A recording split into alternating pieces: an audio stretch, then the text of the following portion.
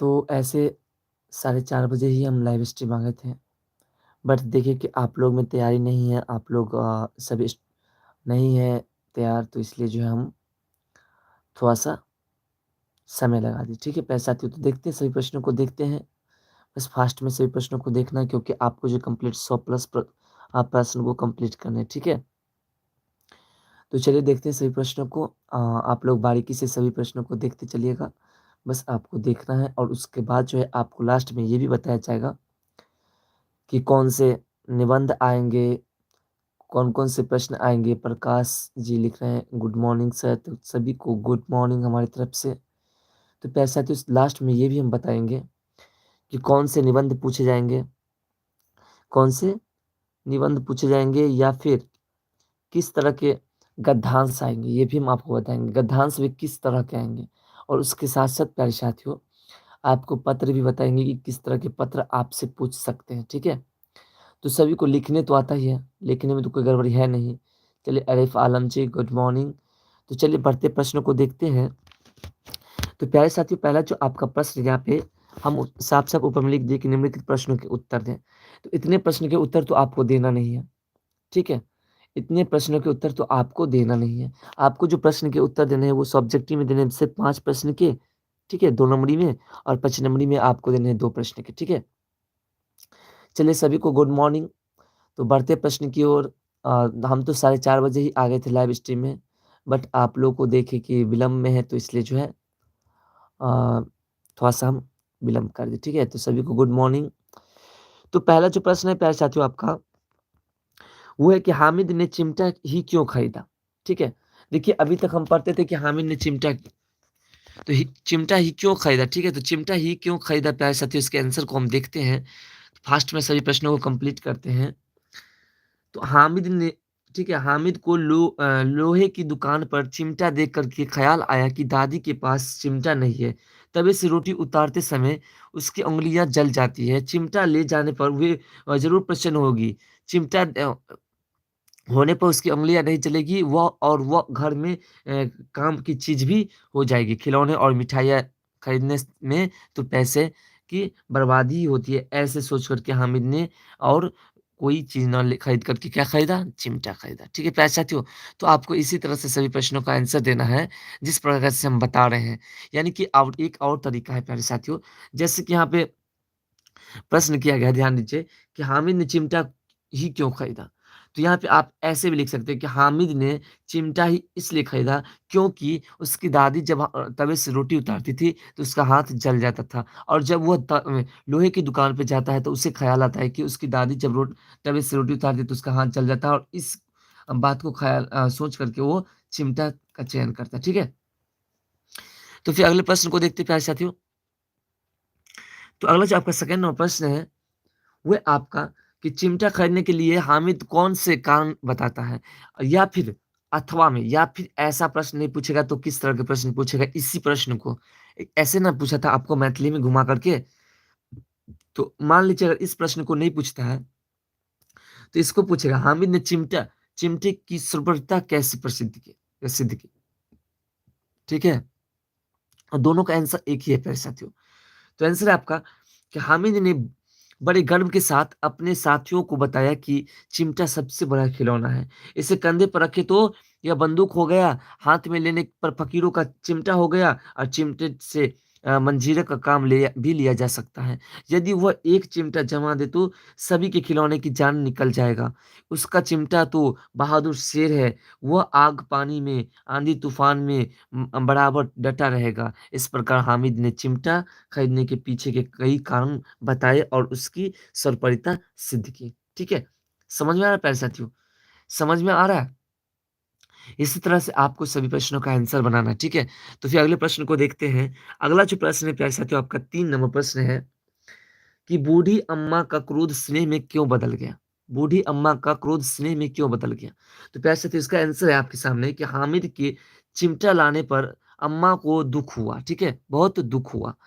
उसे हामिद की नासमझी पर क्रोध भी आया। हामिद ने दादी से कहा कि रोटियां पकाते समय तुम्हारी उंगलियां जल जाती है, इसलिए मैं चिमटा लाया हूँ। यह सुनकर के बूढ़ी अम्मा का क्रोध स्नेह में बदल गया। स्नेह मतलब क्या होता है प्यारे साथियों? स्नेह मतलब होता है प्यार, प्यार में बदल गया, ठीक है? तो फिर देखते हैं आगे के प्रश्न को सॉरी इसी को कि हामिद के त्याग, सद्भाव और विवेक पर वह न्यौछावर हो गई। क्या हो गई? न्यौछावर हो गए। साफ नहीं दिख रहा है अगर आपको तो थोड़ा-सा आप अपने यूट्यूब की क्वालिटी को थोड़ा-सा बढ़ाइए 360 पे कर लीजिए, ठीक है? 360 पी पे कर लीजिए, आपका क्वालिटी एकदम फर्स्ट क्लास दिखाई देगा क्योंकि हम भी वॉच कर रहे हैं एक जगह, तो वो हमें क्लीन दिखाई दे रहा है, ठीक है? तो फिर देखते हैं प्यारे साथियों अगले प्रश्न को। अ, अगला जो प्रश्न है आपका यानी कि सभी चैप्टर से कितने-कितने प्रश्न हैं और किसमें से कौन प्रश्न पूछे जाते हैं, ऐसे हैं आपको बता रहा है, ठीक है? अगला है आपका कि अमीना ईद के दिन निराशा में क्यों डूबी हुई थी, ठीक है? अगर ऐसे आपसे प्रश्न नहीं पूछते प्यारे साथियों, तो फिर ऐसे पूछ सकते हैं इसी प्रश्न को, ठीक है? कैसे? कि बूढ़ी अमीना ईद के को क्यों कोस रही थी? यानी कि अगर ऐसे नहीं पूछेंगे, पहला तरीका ऐसे नहीं पूछेंगे, तो दूसरा तरीका ऐसे आपसे पूछेंगे, ठीक है? दोनों तरीका को हम बता रहे हैं क्योंकि कल जो मैथिली का एग्ज़ाम हुआ था उसमें बहुत सारे बच्चे ने कहा कि हमें समझ में नहीं आया। समझ में नहीं आया इसका सिर्फ़ एक कारण है, पता है? प्रश्न वही था, जो हम बताए थे वही प्रश्न था, लेकिन समझ में नहीं आया क्योंकि प्रश्न को कुछ घुमा दिया था। इसलिए हम कुछ प्रश्नों को हम घुमा कर के भी लाए हैं, ठीक है? तो इसका आंसर क्या चाहते हो कि बूढ़ी अमीना बहुत दुखी थी। एक ही वर्ष में उसका जवान बेटा और वह बहू ठीक है, बहू होगा, बहू दोनों चल बसे थे, ठीक है? अब सिर्फ़ छोटा पोता हामिद ही बचा था। हामिद के पास ना जूते थे, ना ढंग के कपड़े थे, ठीक है? ईद के दिन भी अमीना के घर में अनाज का दाना नहीं था। धन के नाम पर उसके आगे थोड़ा अ, उसके बटुए में 5 पैसे और हामिद के पास 3 पैसे थे। बदहाली के कारण अमीना ईद के दिन निराशा में डूबी हुई थी और ईद को कोस रही थी। ठीक है? कुमकुम रॉय जी गुड मॉर्निंग। ठीक है? सभी को गुड मॉर्निंग जितने भी हमारे प्यारे साथियों हैं जो आज लाइव में जुड़े हैं, तो इन सभी को देखिए, अभी तक कन्फर्म नहीं किया गया मैथ का पेपर रद्द होगा, ठीक है? तो इसलिए आप उतना टेंशन नहीं लीजिए, आपको आज बता दिया जाएगा कि क्या होगा, ठीक है? आज 100% बता देंगे, जिस सेंटर पे आपका एग्ज़ाम पड़ रहा है, उस सेंटर पे आपको बताया जाएगा कि आपका एग्ज़ाम होगा या फेल होगा, ठीक है? अगला प्रश्न प्यारे साथियों कि हामिद मेले में जाने लगा, तो अमीना उसके लिए क्यों चिंतित हो गई? यानी कि जब हामिद मेले की ओर बढ़ा तो अमीना जो है वो चिंतित क्यों हो गई? ठीक है प्यारे साथियों, तो इसका आंसर है आपके सामने कि गाँव के दूसरे लड़के अपने-अपने बाप के साथ मेले में जा रहे हैं। हामिद के तो माँ-बाप मर चुके थे। अमीना उसे अकेले कैसे भेजती? उसे डर था कि कहीं भीड़ में हामिद खो न जाए। 3 कोस का सफ़र के था और हामिद के पाँव में जूते भी नहीं थे। अमीना को लगा कि हामिद जाएगा तो उसके पाँव में छाले पड़ जाएँगे। उसकी जेब में केवल 3 पैसे थे। इन्हीं कारणों से हामिद मेले में जाने लगा तो उसके लिए अमीना चिंतित हो गई। समझ रहे प्यारे साथियों? बस समझना है आपको। इस तरह से आपको आंसर लिखना है। हो सकता है कि आपको थोड़ा-सा समझ में अगर नहीं आ रहा तो आपको बोरिंग सा महसूस होगा, बट नो प्रॉब्लम उसको आप कंट्रोल कीजिए। तो यहाँ पे निशा जी और ऑल वीडियोज़ जी, सीके राजा जी गुड मॉर्निंग। तो गुड मॉर्निंग। तो अगला प्रश्न है प्यारे साथियों आपका कि ईद के मार्ग का वर्णन करें, ठीक है? देखिए इसमें 2 नंबर से लेकर के और 5 नंबर तक के प्रश्न हैं, सभी प्रश्न इसमें शामिल हैं, ठीक है? तो इसमें अगला जो प्रश्न है आपका कि सॉरी ईदगाह के मार्ग का वर्णन करें। ईदगाह के जो रास्ते हैं उसको वर्णन करने के लिए कह रहे हैं, ठीक है? देखिए जिसको अच्छा नहीं दिख रहा है देखिए ऑब्जेक्टिव ऑलरेडी करा चुके हैं, ऑब्जेक्टिव आपको रात में कराए हैं, जिसमें 300 ऑब्जेक्टिव प्रश्न कराए हैं, ठीक है? अगर उस वीडियो को आप नहीं देखे हैं तो जाइए ठीक है? जाइए आप प्लेलिस्ट में या फिर चैनल में जाइए और वहाँ से आप उस वीडियो को देख लीजिए, ठीक है? तो यहाँ पे साफ नहीं दिख रहा है किसी को तो आप थोड़ा-सा क्वालिटी बढ़ाइए। तो मतलब जो है आपकी ईदगाह के मार्ग का वर्णन करें। इसका पैसा तो आंसर है कि गाँव से निकल कर के लोग ईदगाह की ओर जा रहे थे। कभी सब बच्चे दौड़ करके आगे निकल जाते थे, फिर किसी पेड़ के नीचे खड़े होकर के साथियों को सॉरी का इंतज़ार करते थे, है ना? ईदगाह जाने के मार्ग में बड़ी-बड़ी इमारतें थी अदालत, कॉलेज कलाघर आदि उसी रास्ते पर थे। हलवाइयों की दुकानें खूब सजी हुई थी, एक के एक दुकान पर ढेरे ढेरों मिठाइयाँ थी, ठीक है? इसी प्रकार से प्यारे साथियों आपको मन लगा कर के सभी प्रश्नों का आंसर लिख देना है। हम चाहते हैं आप लोग का जो है 99% के करीब जो है आपका नंबर आए, यानी हिंदी और मैथिली में, ठीक है? बाकी तो सब सब्जेक्ट एबे करे लेकिन इसमें अब विशेष तौर पे हम चाहते हैं। तो प्यारे साथियों फिर देखते हैं अगले प्रश्न को। तो अगला जो आपका प्रश्न है वो है कि हामिद के साथियों ने कौन-कौन से खिलौने खरीदे? प्यारे साथियों आप मज़े से इसे समझ करके जाओ, ठीक है? और फिर वहाँ पे आप प्रश्न को मिलाना कि कितने प्रश्न आपके एग्ज़ाम में आ रहे हैं, क्योंकि आना तो है ही, पक्का आना है। तो ये जो प्रश्न है कि हामिद के साथियों ने कौन-कौन से खिलौने खरीदे, इसके वर्णन करें, ठीक है? तो इसका जो आंसर है वैसे तो वो है कि मेले की दुकानों में तरह-तरह के खिलौने थे। महमूद ने खाकी वर्दी और लाल पगड़ी वाला एक सिपाही खरीदा। मोहसिनी ने एक भिश्ती लिया और भिश्ती अपनी झुकी हुई कमर पर मसक रखे हुए था। नूरे ने एक वकील पसंद किया। सम्मी ने एक खंजरी खरीदी। इस प्रकार हामिद के साथियों ने अपनी-अपनी पसंद की खिलौने खरीदे। ठीक है? देखिए, फिर से आपको कह रहे हैं, जिसको साफ आप लोग को नहीं दिख रहे हैं, तो थोड़ा-सा आप अपनी क्वालिटी को बढ़ाइए, ठीक है? थोड़ा-सा आप अपनी क्वालिटी को बढ़ाइए, क्योंकि हम जो देख रहे हैं, बिल्कुल साफ दिख रहा है, ठीक है? हमारे पास जो एक वीडियोज़ चल रहा है, आप लोग के कमेंट को देखने के लिए, उसमें बिल्कुल साफ दिख रहा है, ठीक है? तो चलिए अगले प्रश्न को देखते हैं प्यारे साथियों। अ, अगला जो प्रश्न है कि खिलौने और मिठाई खरीदने वाले साथियों के बारे में हामिद के मन में क्या विचार आया है? यानी कि जिसने खिलौने खरीदे और जिसने मिठाई खरीदी, उसके बारे में हामिद के मन में कैसा ख़्याल आया है? तो उस ख़्याल को लिखना है। प्यारे साथियों 100% कहते हैं कि आपसे प्रश्न को समझ कर के जाना, प्रश्न को थोड़ा-सा घुमा सकता है, प्रश्न का आंसर यही होगा, ठीक है? इसके और प्रश्न भी यही होगा, थोड़ा-सा प्रश्न को अल्टर-फ़िल्टर कर देगा जिसके कारण आप लोग शायद नहीं समझ पाओ, ठीक है? तो इसका आंसर प्यारे साथियों कि मिठाइयाँ खाने वाले साथियों के बारे में हामिद ने सोचा कि सचमुच ये लोग बड़े लालची हैं। इतनी मिठाइयाँ ली पर मुझे एक भी ना दी। इतनी मिठाइयाँ खाने से इनका मुँह सड़ेगा, फोड़े फुंसियाँ निकलेगी और ज़बान चटोरी हो जाएगी। तब इन मिठाइयों के लिए लोग घर में पैसे चुराएँगे और मार खाएँगे। अम्मा चिमटा देकर के मुझे दुआएँ देगी। ठीक है? इन ठीक है? इन लोगों के खिलौने पर कौन इन्हें दुआएँ देगा? इस प्रकार हामिद ने मन में खिलौने और मिठाई खरीदने वाले साथियों के बारे में तरह-तरह के विचार आए, ठीक है? समझ रहे हैं? देखिए ऑब्जेक्टिव प्रश्न का पीडीएफ जो है आपको टेलीग्राम चैनल पे अपलोड हो चुका है, जो रात में हम पढ़ाए हैं, ठीक है?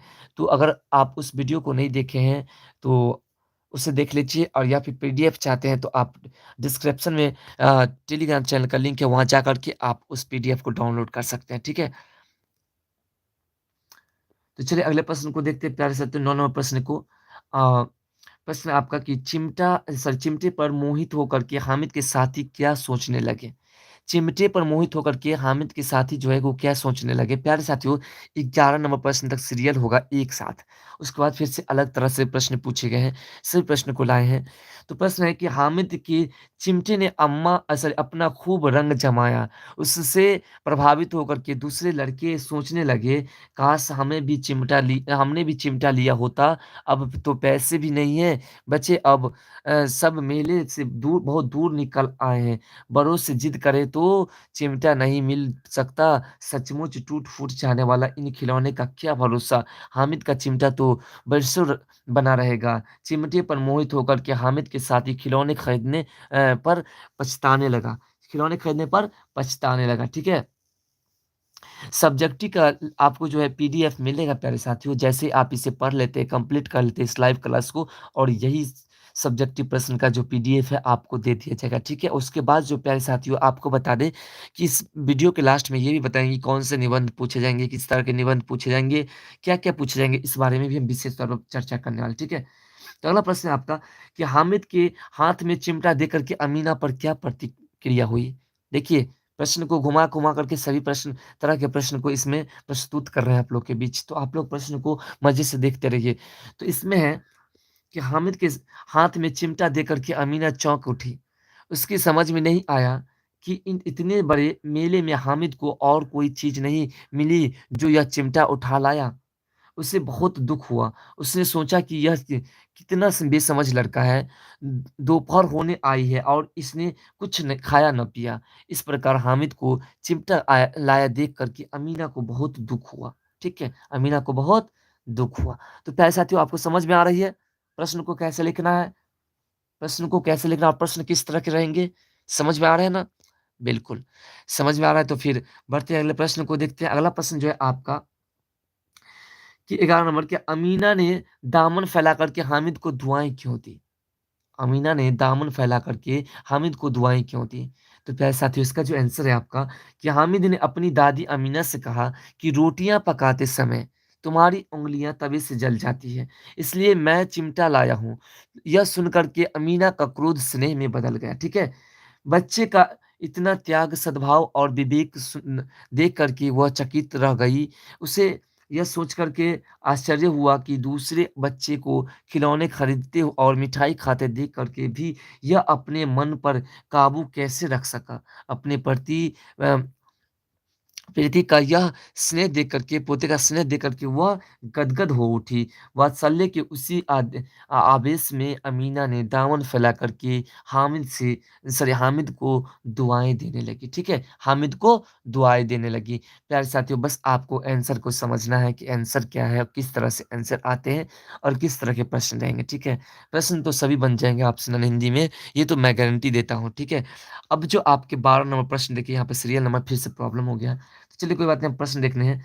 अगला प्रश्न है आपका कि गाँव के लोग अपने-अपने काम ईदगाह जाने से पहले ही क्यों कर लेना चाहते हैं? ठीक है? गाँव के लोग जो है ईदगाह जाने से पहले अपने काम को क्यों संपन्न कर लेना चाहते हैं?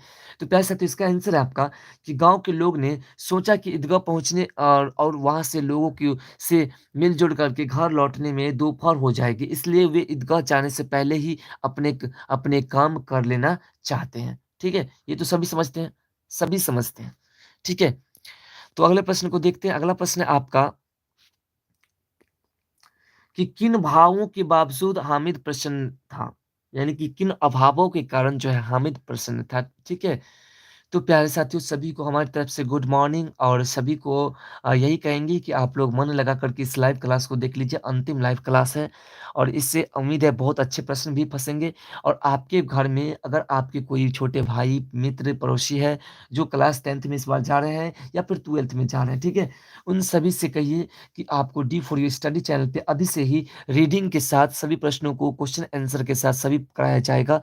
तो 25 तारीख से नया क्लास स्टार्ट हो रहा है, तो आप लोग जो है अवश्य उस लाइव क्लास में जुड़िएगा। तो सोनू जी गुड मॉर्निंग, सभी को हमारी तरफ से गुड मॉर्निंग, ठीक है? तो गुड मॉर्निंग। तो देखते हैं अगले प्रश्न को। अगला प्रश्न है कि हामिद के माँ-बाप नहीं थे, उसके घर में अनाज नहीं था, पाँव में जूते नहीं थे और जेब में सिर्फ 3 पैसे थे, फिर भी हामिद प्रसन्न था। ये कह रहे हैं कि किन अभावों के बावजूद भी हामिद प्रसन्न था। समझ में आ गया? देखिए चिमटा देख कर के अमीना के मन में कैसा भाव जगा, ये प्रश्न शायद इसमें अवेलेबल है ही, ठीक है? क्वेश्चंस आउट की बात करें आप लोग जो सेम बोर्ड तरीके जो प्रश्न पूछे जाते हैं, उस तरह के जो इस बार के प्रश्न हैं, मोस्ट इम्पोर्टेंट प्रश्न हैं, वो टेलीग्राम चैनल पे अवेलेबल है। वहाँ जाकर के उस प्रश्न को भी आप देख सकते हैं। बहुत ही वो भी प्रश्न बहुत महत्वपूर्ण है, ठीक है? तो टेलीग्राम चैनल पे अवेलेबल है, उसका लिंक डिस्क्रिप्शन में, ठीक है? टेलीग्राम का। अगला है कि अमीना ईद को क्यों कोस रही थी? एक्चुअली ये प्रश्न हो चुका है। बस इसको हम 2 तरह से समेटे थे, यहाँ पे सिर्फ़ सिंगल तरीके से समेटे थे। इस प्रश्न को छोड़ते हैं, अगले प्रश्न को देखते हैं। अगला प्रश्न है आपका कि अ, चरखी पर क्यों नहीं बैठा? देखिए ये प्रश्न आप बुक में भी नहीं पढ़े हैं, पर ऐसे प्रश्न एग्ज़ाम में आते हैं, ठीक है? तो हामिद चरखी पर क्यों नहीं बैठा? इसका आंसर है प्यारे साथियों आपका कि हामिद ज़रा-सा चक्कर खाने के लिए अपने 3 पैसे में से 1 पैसा खर्च करना नहीं चाहता था। इस प्रकार पैसे की कमी के कारण हामिद से चरखी पर नहीं बैठा। चरखी समझते हैं प्यारे साथियों? चरखी का मतलब हो गया आपको जो बता दें कि झूला, जो नचने वाले झूले होते हैं उसकी बात हो रही है, ठीक है? तो फिर अगले प्रश्न को देखते हैं प्यारे अगला प्रश्न आपका कि दुकानों में कैसे-कैसे खिलौने थे? दुकान में कैसे-कैसे खिलौने थे? तो प्यारे साथियों इसका आंसर है कि दुकानों में सिपाही और गुजरिया, राजा और वकील, भिश्ती और धोबिन आदि तरह-तरह के खिलौने थे। ये खिलौने इतने सजीव थे, लगता था कि जैसे अब बोलने वाले ही हैं। ठीक है प्यारे साथियों? समझ में आना बस आपको समझ लेना है प्रश्नों को, उसके बाद तो कोई नहीं रोक सकता आपको आपके लक्ष्य को प्राप्त करने से। तो अगला प्रश्न है आपका कि हामिद लोहे की दुकान पर क्यों रुक गया? देखिए, ये प्रश्न सबसे भी डिफ़िकल्ट तरीके से लग रहे हैं ना आपको, बुक में ऐसे प्रश्न नहीं ना मिले थे, बिल्कुल नहीं मिले होंगे। तो अब है कि आंसर कि लोहे की दुकान पर कई चिमटे रखे हुए थे, जिन्हें देख कर के हामिद को अपनी दादी के पास चिमटा न होने का ख़्याल आया। चिमटा खरीदने के विचार से हामिद लोहे की दुकान पर रुक गया। चिमटा खरीदने के विचार से, ठीक है? तो अगला प्रश्न है आपका कि हामिद को चिमटा बड़े काम की चीज़ क्यों लगा? या फिर क्यों लगता है, ठीक है? तो हामिद को चिमटा बड़े काम की चीज़ लगता है क्योंकि उससे रोटियाँ तवे पर से उतार कर के चूल्हे में सेंक कर सकते हैं। इसके अलावा कोई आग माँगने आए तो चिमटे द्वारा चूल्हे से आग निकाल कर के उसे दे सकते हैं। ये हामिद के मन में ख़्याल आया, ठीक है प्यारे साथियों? तो फिर अगले प्रश्न को देखते हैं। बस सभी प्रश्न को देखते चलना है, मज़ा आ जाएगा आज। अगला है कि हामिद के अनुसार ज़्यादा मिठाई खाना उचित नहीं है क्योंकि क्यों नहीं उचित है प्यारे साथियों? तो इसका भी आंसर आपके सामने है। आज मज़ा आ जाएगा एग्ज़ाम में, बस आप लोग सभी प्रश्नों को देख लीजिए, मज़ा आना ही है, ठीक है? तो अगला प्रश्न आप आंसर है कि हामिद के अनुसार ज़्यादा मिठाई खाना उचित नहीं है क्योंकि इ इससे मुँह सड़ता है, फोड़े-फुंसियाँ निकलती है और ज़बान चटोरी हो जाती है, फिर पैसे चुराने की आदत पड़ जाने पर मार खानी पड़ती है, ठीक है? तो सभी को गुड मॉर्निंग मेरे प्यारे साथियों, गुड मॉर्निंग। तो अगला प्रश्न है आपका कि बड़ों की दुआएँ के बारे में हामिद क्या मानता है? यानी कि हामिद के मन में जो विचार आया था कि बड़े की दुआएँ सीधे अल्लाह के पास जाती है या ईश्वर के पास जाती है ना? ये क्या मानता है, ठीक है? तो इसका आंसर ये पहचान दो कि हामिद मानता है कि अच्छा काम करने पर बड़े और लोग दुआएँ देते हैं। बड़ों की दुआएँ सीधे अल्लाह के दरबार में पहुँचती है और तुरंत सुनी भी जाती है, ठीक है? ये उनके मन में ख़्याल आया। तो फिर अगले प्रश्न को देखते हैं प्यारे साथियों, सभी प्रश्नों को आपको बारीकी से देखना है, ठीक है? अगला प्रश्न है आपका कि अमीना ने अपनी छाती क्यों पीट ली? देखिए जितने प्रश्न जिस तरह के प्रश्न पूछे जाएँगे, सभी प्रश्न अवेलेबल है, 100 प्लस प्रश्न है सब्जेक्टिव, ठीक है? तो फास्ट में तो करना ही पड़ेगा। जिसको वीडियो सफ़ेद नहीं दिखा दे रहे हैं मेरे प्यारे साथियों, थोड़ा-सा आप क्वालिटी को बढ़ाइए क्योंकि हमारे पास जो वीडियो चल रहा है, उसमें क्वालिटी कंप्लीटली दिखा रहा है, ठीक है? हाँ, बिल्कुल हम बिहार से हैं। तो अगला प्रश्न जो है इसका देख लीजिए कि अमीना छाती क्यों पीट ली? तो पैसा तो इसका आंसर भी है आपके सामने कि अमीना ने अपनी छाती पीट ली क्योंकि हामिद ने सुबह से कुछ खाया नहीं था, मेले में जा खाने-पीने की कोई चीज़ ना लेकर के लोहे का चिमटा खरीद लाया, ठीक है? तो प्यारे साथियों, सभी जो है प्रश्नों को आपको बस देख लेना है, फिर मज़ा आ जाएगा। तो अगला प्रश्न है आपका कि करमबीर की पहचान क्या है? करमबीर की पहचान क्या है प्यारे साथियों? हामिद से आपको 2 प्रश्न करीब-करीब आ जाएँगे और इस प्रश्न से सबसे प्रश्न आएँगे, ठीक है?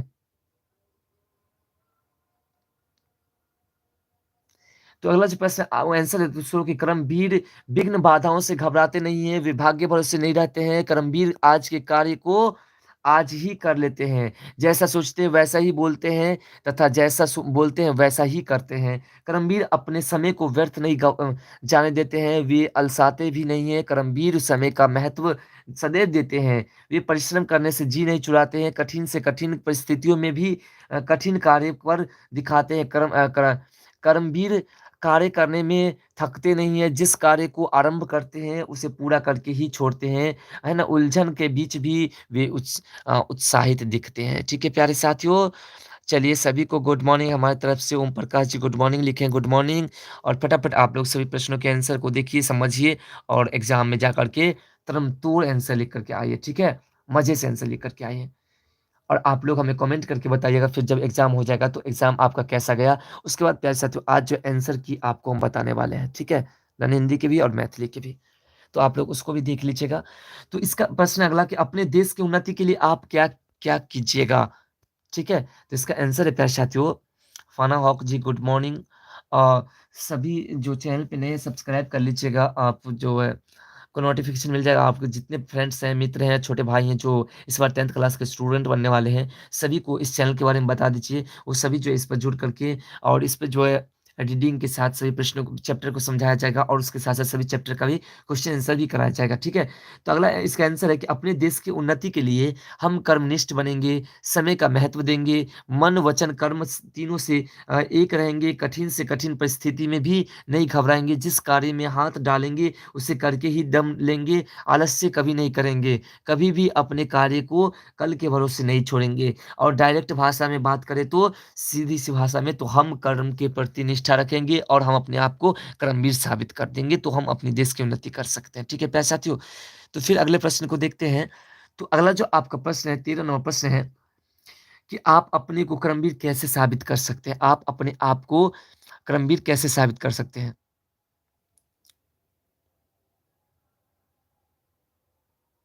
ठीक है, तो इसका आंसर है साथियों आपका कि हम अपने आप को कर्मवीर साबित करने के लिए कर्तव्यनिष्ठ बनना होगा, समय का महत्व हमें देना होगा, परिश्रमी बनना हो पड़ेगा तथा आलस्य को त्यागना होगा, मन, वचन और कर्म से एक होना सॉरी रहना होगा। उपरोक्त कर्मवीर के गुणों को अपने में उतार कर के हम अपने आप को कर्मवीर साबित कर सकते हैं। ठीक है प्यारे साथियों, हम अपने आप को कर्मवीर साबित कर सकते हैं और उप उपरोक्त कर्मवीर के गुणों को अपने में उतार करके हम अपने आप को कर्मवीर साबित कर सकते हैं, यानी कि कर्मवीर के सभी गुणों को हम अपने अंदर लाना पड़ेगा हमें।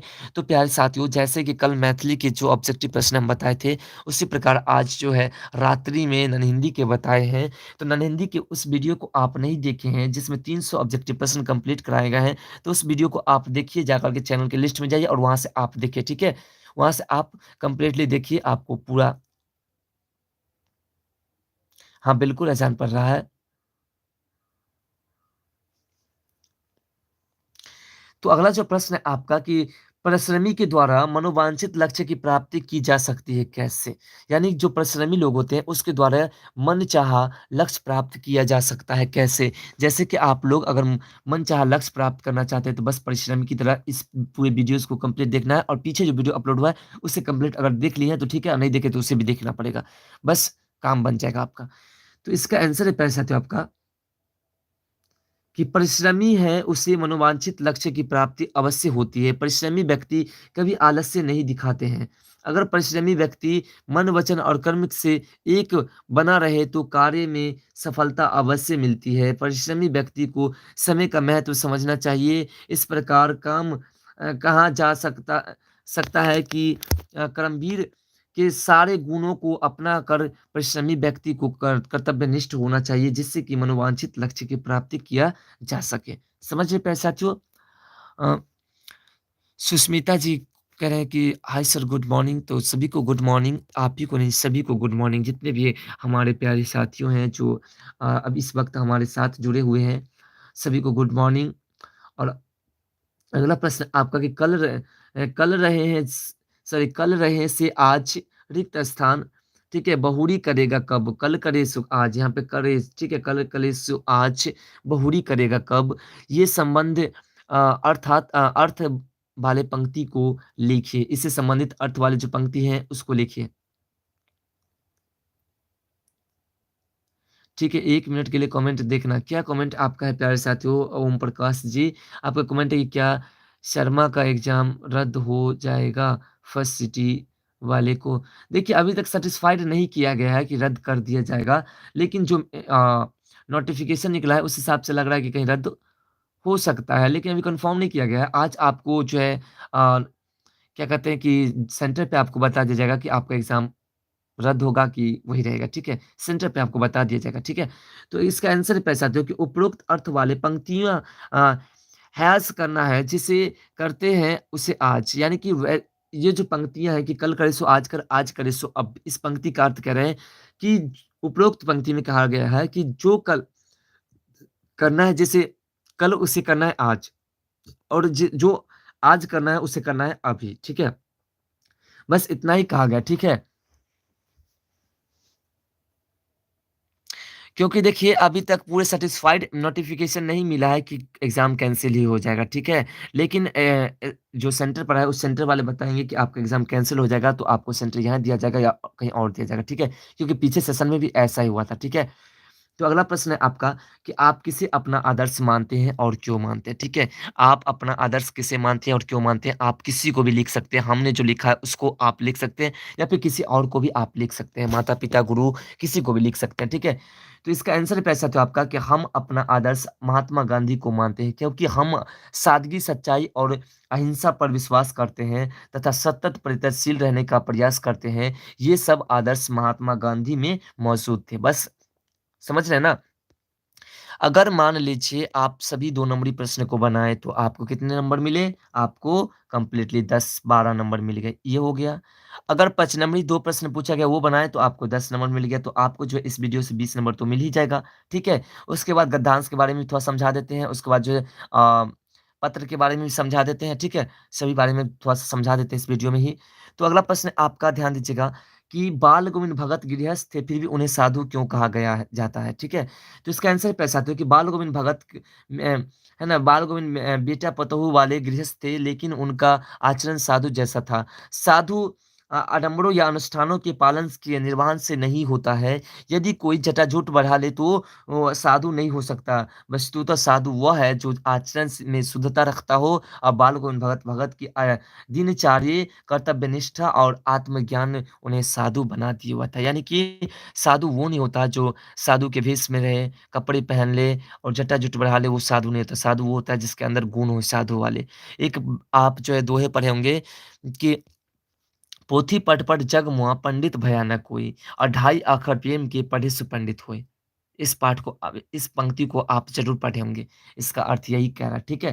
तो अगला प्रश्न आपका कि भारत ने अपने सॉरी भगत ने अपने बेटे की मृत्यु पर अपनी भावनाएँ किस तरह व्यक्त की? तो इसका आंसर पैसा था आपका कि भगत ने अपने बेटे की मृत्यु पर विलाप नहीं करते दिखे, ठीक है? बल्कि मग्न हो गीत ठीक है?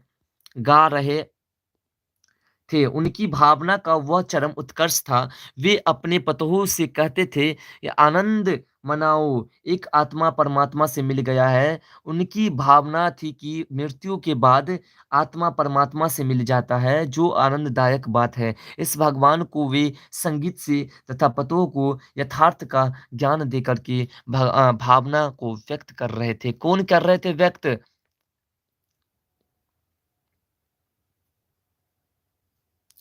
देखिए, सभी नहीं होगा रद्द, तो नहीं अगर बोला है आपके सर ने बोला कि एग्ज़ाम नहीं रद्द होगा और नोटिफ़िकेशन अगर स क्योंकि देखिए पूरे संपूर्ण नोटिफ़िकेशन नहीं मिला, ठीक है? इसलिए कन्फ़र्म नहीं कहा जा सकता है कि एग्ज़ाम रद्द ही होगा, ठीक है? लेकिन क्योंकि अभी बड़े-बड़े जो अ, वेबसाइट है, उस पे नहीं आया है, ठीक है? छोटे-मोटे वेबसाइट पे आया है, इसलिए हम भी आपको सैटिस्फाइड नहीं कह रहे हैं कि एग्ज़ाम रद्द होगा, ठीक है? और हम कैसे कह सकते हैं पूरा सैटिस्फाइड क्योंकि हमें संपूर्ण सैटिस्फाइड थोड़ी ना पता चलता है। सैटिस्फाइड पता करने के लिए आपको जो है सेंटर पे आज पता चल जाएगा, ठीक है? तो अगला प्रश्न पे ऐसा था आपका कि पुत्र-वधू द्वारा पुत्र की मुखाग्नि दिलवाना भगत के व्यक्तित्व की किस विशेषता को दर्शाता है? यानी कि अ, पतोहू द्वारा ही आग दिलाए भगत ने, इससे आपको क्या लगता है? क्या स्पष्ट इससे आपको पता चलता है, ठीक है? तो प्यारे साथियों इसका जो आंसर आपका कि विवाह के बाद पर पत्नी का सबसे अधिक अधिकार है। पत्नी का भी कर्तव्य सबसे अधिक पति के प्रति ही होता है, ठीक है? गृहस्थ आश्रम में दोनों एक-दूसरे के पूरक हैं। अतः पतोहू को सबसे बड़ा अधिकार मान उसी से मुखाग्नि दिलवाना यह कार्य भगत के व्यक्तित्व की सच्चाई और महानता को दर्शाता है, ठीक है? देखिए ऑब्जेक्टिव प्रश्न अब नहीं कराया जाएगा क्योंकि ऑलरेडी आपको ऑब्जेक्टिव प्रश्न जो है 300 ऑब्जेक्टिव प्रश्न करा दिए गए हैं और उससे पहले तो हज़ारों की मात्रा में ऑब्जेक्टिव प्रश्न करा दिए गए हैं। तो रात में जो प्रश्न कराए गए हैं उस प्रश्न को आप देखिए चैनल में जाकर के वो प्रश्न आपके लिए बहुत ही महत्वपूर्ण है, ठीक है? और उस प्रश्न को आप कंप्लीट देखिए उसके बाद जो आप समझिए कि आप ऑब्जेक्टिव से मुक्त हो गए, ठीक है? तो आप चाहिए चैनल में जाइए और उस ऑब्जेक्टिव प्रश्न के वीडियो को देखिए जो रात में अपलोड हुआ है। करीब-करीब आप जो बता दें आपको कि 3300 लोगों ने देखा है, उस प्रश्न को आप देखिए, ठीक है? अगला प्रश्न है कि धर्म का मर्म आचरण में है, अनुष्ठान में नहीं, स्पष्ट कीजिए। ठीक है? धर्म का मर्म अनुष्ठान में क्या अनुष्ठान में सॉरी आचरण में, अनुष्ठान में नहीं, ठीक है? ऐसे प्रश्न घुमा करके आपसे किए जाते हैं और आप कन्फ्यूज़ हो जाते हैं। तो प्यारे साथियों इसका आंसर भी देखिए समझ लेंगे इसी से कि बाल गोविंद भगत साधु थे, साधु जैसा वेशभूषा नहीं था, आचरण की पवित्रता और दिनचर्या से ही वे साधु ही थे। गृहस्थ लेकर होकर के भी साधु और जैसा आचरण ही धर्म का मर्म ही, ना कि साधु जैसा आडंबर रख कर के होता है। यानी कि यहाँ पे कह रहे हैं कि धर्म का मर्म आचरण में, अनुष्ठान में नहीं है। यानी कि धर्म का मर्म जो है, वो क्या है? वो कर्तव्य में है, ठीक है? दिखावा में नहीं है, ठीक है प्यारे साथियों? तो फिर अगले प्रश्न को देखते हैं। अगला प्रश्न है 22 नंबर कि बाल गोविंद भगत कबीर को साहब मानते थे, इसके क्या-क्या कारण हो सकते हैं? साहब मानते थे सभी को पता है, पर इसके कारण क्या-क्या हो सकते हैं? तो प्यारे साथियों इसके कारण है कि बाल गोविंद भगत कबीरपंथी होंगे। वे कबीर के पद से अधिक प्रभावित होंगे। भगत जी आडंबर से दूर रह कर के मानव सेवा में विश्वास रखते होंगे। कबीर के आदर्श को बाल गोविंद भगत मानते होंगे, इसलिए वे कबीर को ही अपना साहब मानते थे, ठीक है?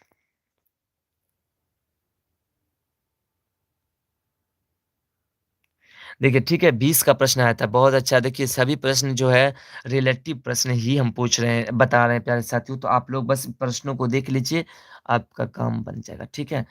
तो अगला प्रश्न है आपका कि बाल गोविंद भगत ने अपने पुत्र को मृत्यु पर भी शोक प्रकट नहीं किया, अपने पुत्र की मृत्यु पर भी शोक प्रकट नहीं किया। इस उनके इस व्यवहार पर अपनी तर्पण प्रक्रिया व्यक्त कीजिए। यानी कि भगत ने अपने बेटे की मृत्यु पर शोक व्यक्त नहीं किया। इसके बारे में आपके मन में क्या ख़्याल आ रहा है? उसे प्रस्तुत करने के लिए, व्यक्त करने के लिए कह रहे हैं। ठीक है प्यारे साथियों, तो इसे व्यक्त करना है देखिए ऐसे कि बाल गोविंद भगत अपने पुत्र की मृत्यु पर भी शोक प्रकट नहीं किया। उनका यह व्यवहार हमारे विचार से सत्य था। मृत्यु प्राणी को जन्म प्रदान करता है, फिर भी मृत्यु से ठीक है, मृत्यु से शारीरिक कष्ट भी तो दूर होता है, अतः मृत्यु पर शोक करना अज्ञानता ही हो सकता है, ठीक है? क्या मृत्यु व्यक्ति के प्रति हज़ारों वर्ष तक शोक किया जाए तो क्या वो लौट कर आ सकता है? कदापि नहीं आ सकता। यानी कि आप सीधी-सी बात में कह सकते हैं बिल्कुल, बिल्कुल, हम दरभंगा में ठीक है। बिल्कुल यहाँ पे आप कह सकते हैं कि बिल्कुल, आप कह सकते हैं कि अगर इंसान मर जाते हैं, अगर उसके लिए हज़ारों वर्ष इंतज़ार किया जाए, शोक किया जाए, तो क्या वो वापस लौट सकते हैं? नहीं ना लौट सकते हैं, बिल्कुल नहीं लौट सकते हैं। तो इसलिए जो है इसके ऊपर आप इस तरह से वर्णन भी कर सकते हैं और इसके ऊपर क्या किसी के ऊपर वर्णन कर सकते हैं। अगला प्रश्न है आपका 24 नंबर प्यारे साथियों, प्रश्न को सभी को देखना है क्योंकि आपका तो सब्जेक्टिव प्रश्न एक भी मिस नहीं होगा क्योंकि गद्यांश आपको आता है। गद्यांश में कुछ नहीं करना होता है, आपको जो है 5 ठीक है? 5 प्रश्न दिए रहेंगे गद्यांश में से पढ़ कर के उस पाँचों प्रश्नों का आंसर देना है। बस आप दे सकते हैं आसानी से। एक पत्र लिखना होता है, पिता के पास एक पत्र लिखिए या फिर किसी के पास देखिए 11th-12th जो भी है आपको 25 तारीख से क्लास स्टार्ट हो जाएगा। आप बस चैनल पे बने आपको जो है नोटिफ़िकेशन मिल जाएगा। आपको बता देंगे कि कब से क्लास स्टार्ट हो रहा है, ठीक है? तो 25 तारीख से ऐसे स्टार्ट हो जाएगा क्लास। अगला है कि जैसे हुंडरू का झरना वैसा उसका मार्ग, इस कथन की व्याख्या कीजिए, ठीक है? तो इस कथन की व्याख्या ऐसे प्रश्न प्यारे साथियों कि हुंडरू का झरना अत्यंत आकर्षक, मनमोहक और आनंददायक है। उसी प्रकार हुंडरू जाने का मार्ग भी आकर्षक, मनमोहक और आनंददायक है। मार्ग में बिरह जंगल है जिसमें हिंसक जीवों की आवाज़ के साथ-साथ विविध पक्षियों का कलरव मनमोहक लगता है। हरे-भरे खेतों की हरियाली रास्ते का आनंद और भी बढ़ा देता है। हुंडरू का जलप्रपात से उत्पन्न धवल झाग अ, मन के सारे विकारों को दूर कर देता है। ठीक है? ठीक है, तो समझ में आ रहा है प्यारे साथियों? तो कंप्लीट आपको जो है डिटेल में समझ लेना है, बस प्रश्नों को समझ लिए तो आपका तो बल्ले-बल्ले हो जाएगा। अगला प्रश्न है आपका कि हुंडरू का झरना कैसे बना है? ठीक है प्यारे साथियों, तो हुंडरू का झरना कैसे बना है? उसका आंसर है कि स्वर्णरेखा नदी पहाड़ को पार करने के लिए अनेक भागों में विभक्त हो जाती है, पुनः एक जगह होकर के पहाड़ से उतरती है। यह है हुंडरू का झरना 243 फीट ऊपर से गिरता है। ऑब्जेक्टिव प्रश्न में पूछा गया ना? ऑब्जेक्टिव प्रश्न में पूछा गया है कि हुंडू का झरना कितने फीट से गिरता है? 243 फीट, ठीक है? तो फिर अगले प्रश्न को देखते हैं। ऑब्जेक्टिव प्रश्न बहुत सारे हमारे वीडियोज़ पे अपलोड है, करीब-करीब 1000-1500 ऑब्जेक्टिव प्रश्न अपलोड है। उन सभी वीडियो को देख कर के आप अपनी तैयारी सफल कर सकते हैं और उसके साथ-साथ रात्रि में जो 300 ऑब्जेक्टिव प्रश्न का जो वीडियो रिलीज़ हुआ है, उस वीडियो को आप देखिए, ठीक है? जो एक लाइव क्लास चला था, उस वीडियो को देखने के बाद आपका तो ऑब्जेक्टिव पूरा का पूरा कंप्लीट हो गया। हाँ, हो सकता है व्याकरण के 1-2 प्रश्न में थोड़ा-सा मिसिंग हो, तो व्याकरण के 1-2 प्रश्न में जो मिसिंग होंगे, उसके लिए भी आपको वीडियो अपलोड हुआ है। 2017 से लेकर के 2021 के बाद जो जो भी प्रश्न है, सभी व्याकरण वाले अपलोड हो चुके हैं, तो उसे भी आप देख करके अपनी तैयारी सफल कर सकते हैं। अगला प्रश्न है आपका 26 नंबर कि स्वयं झरने से भी ज़्यादा खूबसूरत मालूम होता है झरने के से आगे का दृश्य, उस दृश्य की सुंदरता का वर्णन अपने शब्दों में कीजिए। प्यारे साथियों, ये 5 नंबर के प्रश्न भी हो सकते हैं, ये 5 नंबर के प्रश्न पूछ सकते हैं।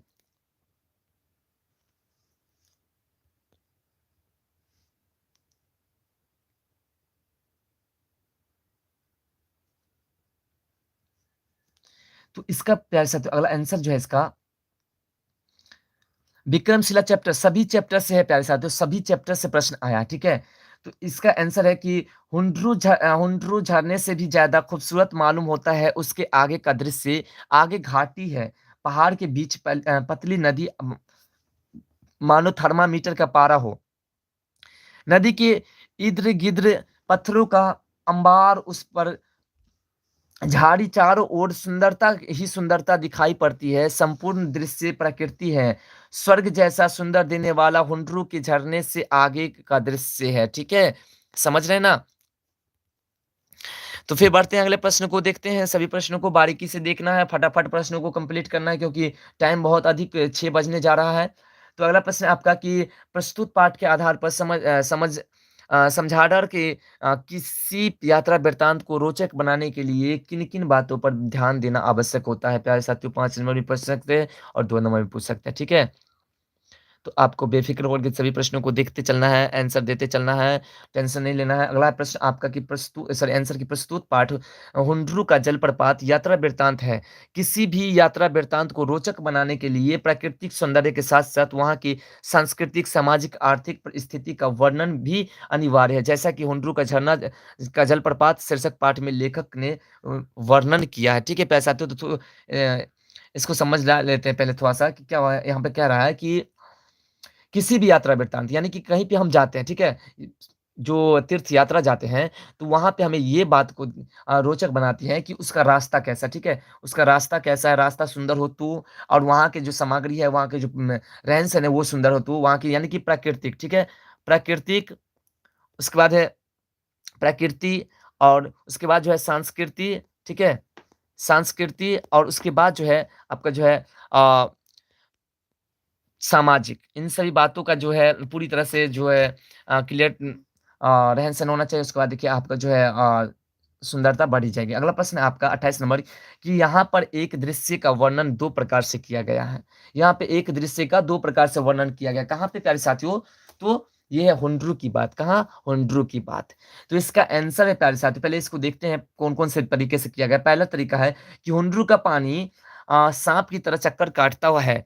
कहीं हिरण की तरह छलांग भरता है और कहीं बाघ की तरह गरजता हुआ नीचे गिरता है। एक पहला स्टेप है, ठीक है? और दूसरा स्टेप है इसका कि हुंड्रू का पानी चक्कर काट कर के छलांग भरता हुआ नीचे गिरता। इनमें से आपको कौन-सा तरीका अच्छा लगा और क्यों लगा? ठीक है? ये 5 नंबर के प्रश्न हैं, ठीक है? तो इसका आंसर अब है प्यारे साथियों, इसके आंसर को देखते हैं, समझते हैं। तो पहला जो आपका है, पहला नंबर कि उपरोक्त 2 कथनों में मुझे प्रथम वाला कथन जो है तरीका अच्छा लगा क्योंकि प्रथम कथन में विशेष्य विशेषण दोनों का प्रयोग है, जबकि दूसरे कथन में विशेषण का मात्र प्रयोग हुआ है। आप किसी जो आपको अच्छा लगे उसे आप दे सकते हैं, यानी कि हमें तो दो पहला अच्छा लगा है, आपको कौन अच्छा लगेगा उसे आप दे सकते हैं, ठीक है? हम अपने अनुसार से आंसर दिए हैं कि हमें पहला वाला अच्छा लगा, आपको कौन अच्छा लगा, इसको भी आप समझ लेंगे। दूसरा आपका कि प्रथम कथन अलंकार पूर्वक है, इसमें उपमा अलंकार का समावेश किया गया है। जैसे सांप की तरह चक्कर काटना, हिरन की तरह छलांग लगाना, ये सब उपमा है, ठीक है प्यारे साथियों। तो देखिए फिर से कहते हैं कि आपके जितने अड़ोसी-पड़ोसी भाई, छोटे भाई सभी हैं जो क्लास 10th में इस बार जाने वाले हैं, तो सभी को रीडिंग के साथ विशेष तौर पर सभी सिलेबस का विशेष तौर पर तो ननिंदी मैथिली जो बहुत सारे टीचर नहीं पढ़ाते उसको पढ़ाया जाएगा। तो आप लोग बेफ़िक्र होकर उसे इस चैनल की सहायता लेने के लिए कह दीजिए और वो अभी से 25 तारीख से क्लास स्टार्ट हो नया बैच उसमें जुड़ जाए, ठीक है? तो अगला प्रश्न है कि उन पदों को लिखिए जिनमें निम्न बातें कही गई है, ठीक है? निम्न बातें कही गई, कौन-कौन सी बातें उसको देखते हैं। आडंबर व्यर्थ, पहला आडंबर व्यर्थ, तो इसका यहाँ पे साफ-साफ दे दिए कि जप माला छापे तिलक सापे राचो रामो, ये इसी में कहा गया आडंबर व्यर्थ, ठीक है? तो पहला लाइन। दूसरा लाइन है प्यारे साथियों, दूसरा का सभी के आंसर यहीं पे दे दिए हैं कि नम्रता का पालन करने से ही मनुष्य श्रेष्ठ बनता है। तो इसका क्या है यहाँ पे देखिए, नर की अरु नल नीर की ऊँचे होए, ठीक है? तरुवन ऊँचे होए, ठीक है? तो ये इसका नम्रता का ठीक है, अगला प्रश्न है कि बिना गुण के कोई बड़ा नहीं होता, तो बड़े ना होजे गुणन बिन गहनो, है ना? और यहाँ पे कि कनक शब्द जो है, कनक शब्द का 2 प्रयोग किया गया है, ध्यान दीजिएगा कनक शब्द जो है, कनक शब्द का 2 प्रयोग किया गया है। 2 चीज़ों का नाम कनक होता है। पहला कौन-सा है? पहला है आपका सोना और दूसरा कैसा है क्या है? तो धतूरा, ठीक है? धतूरा।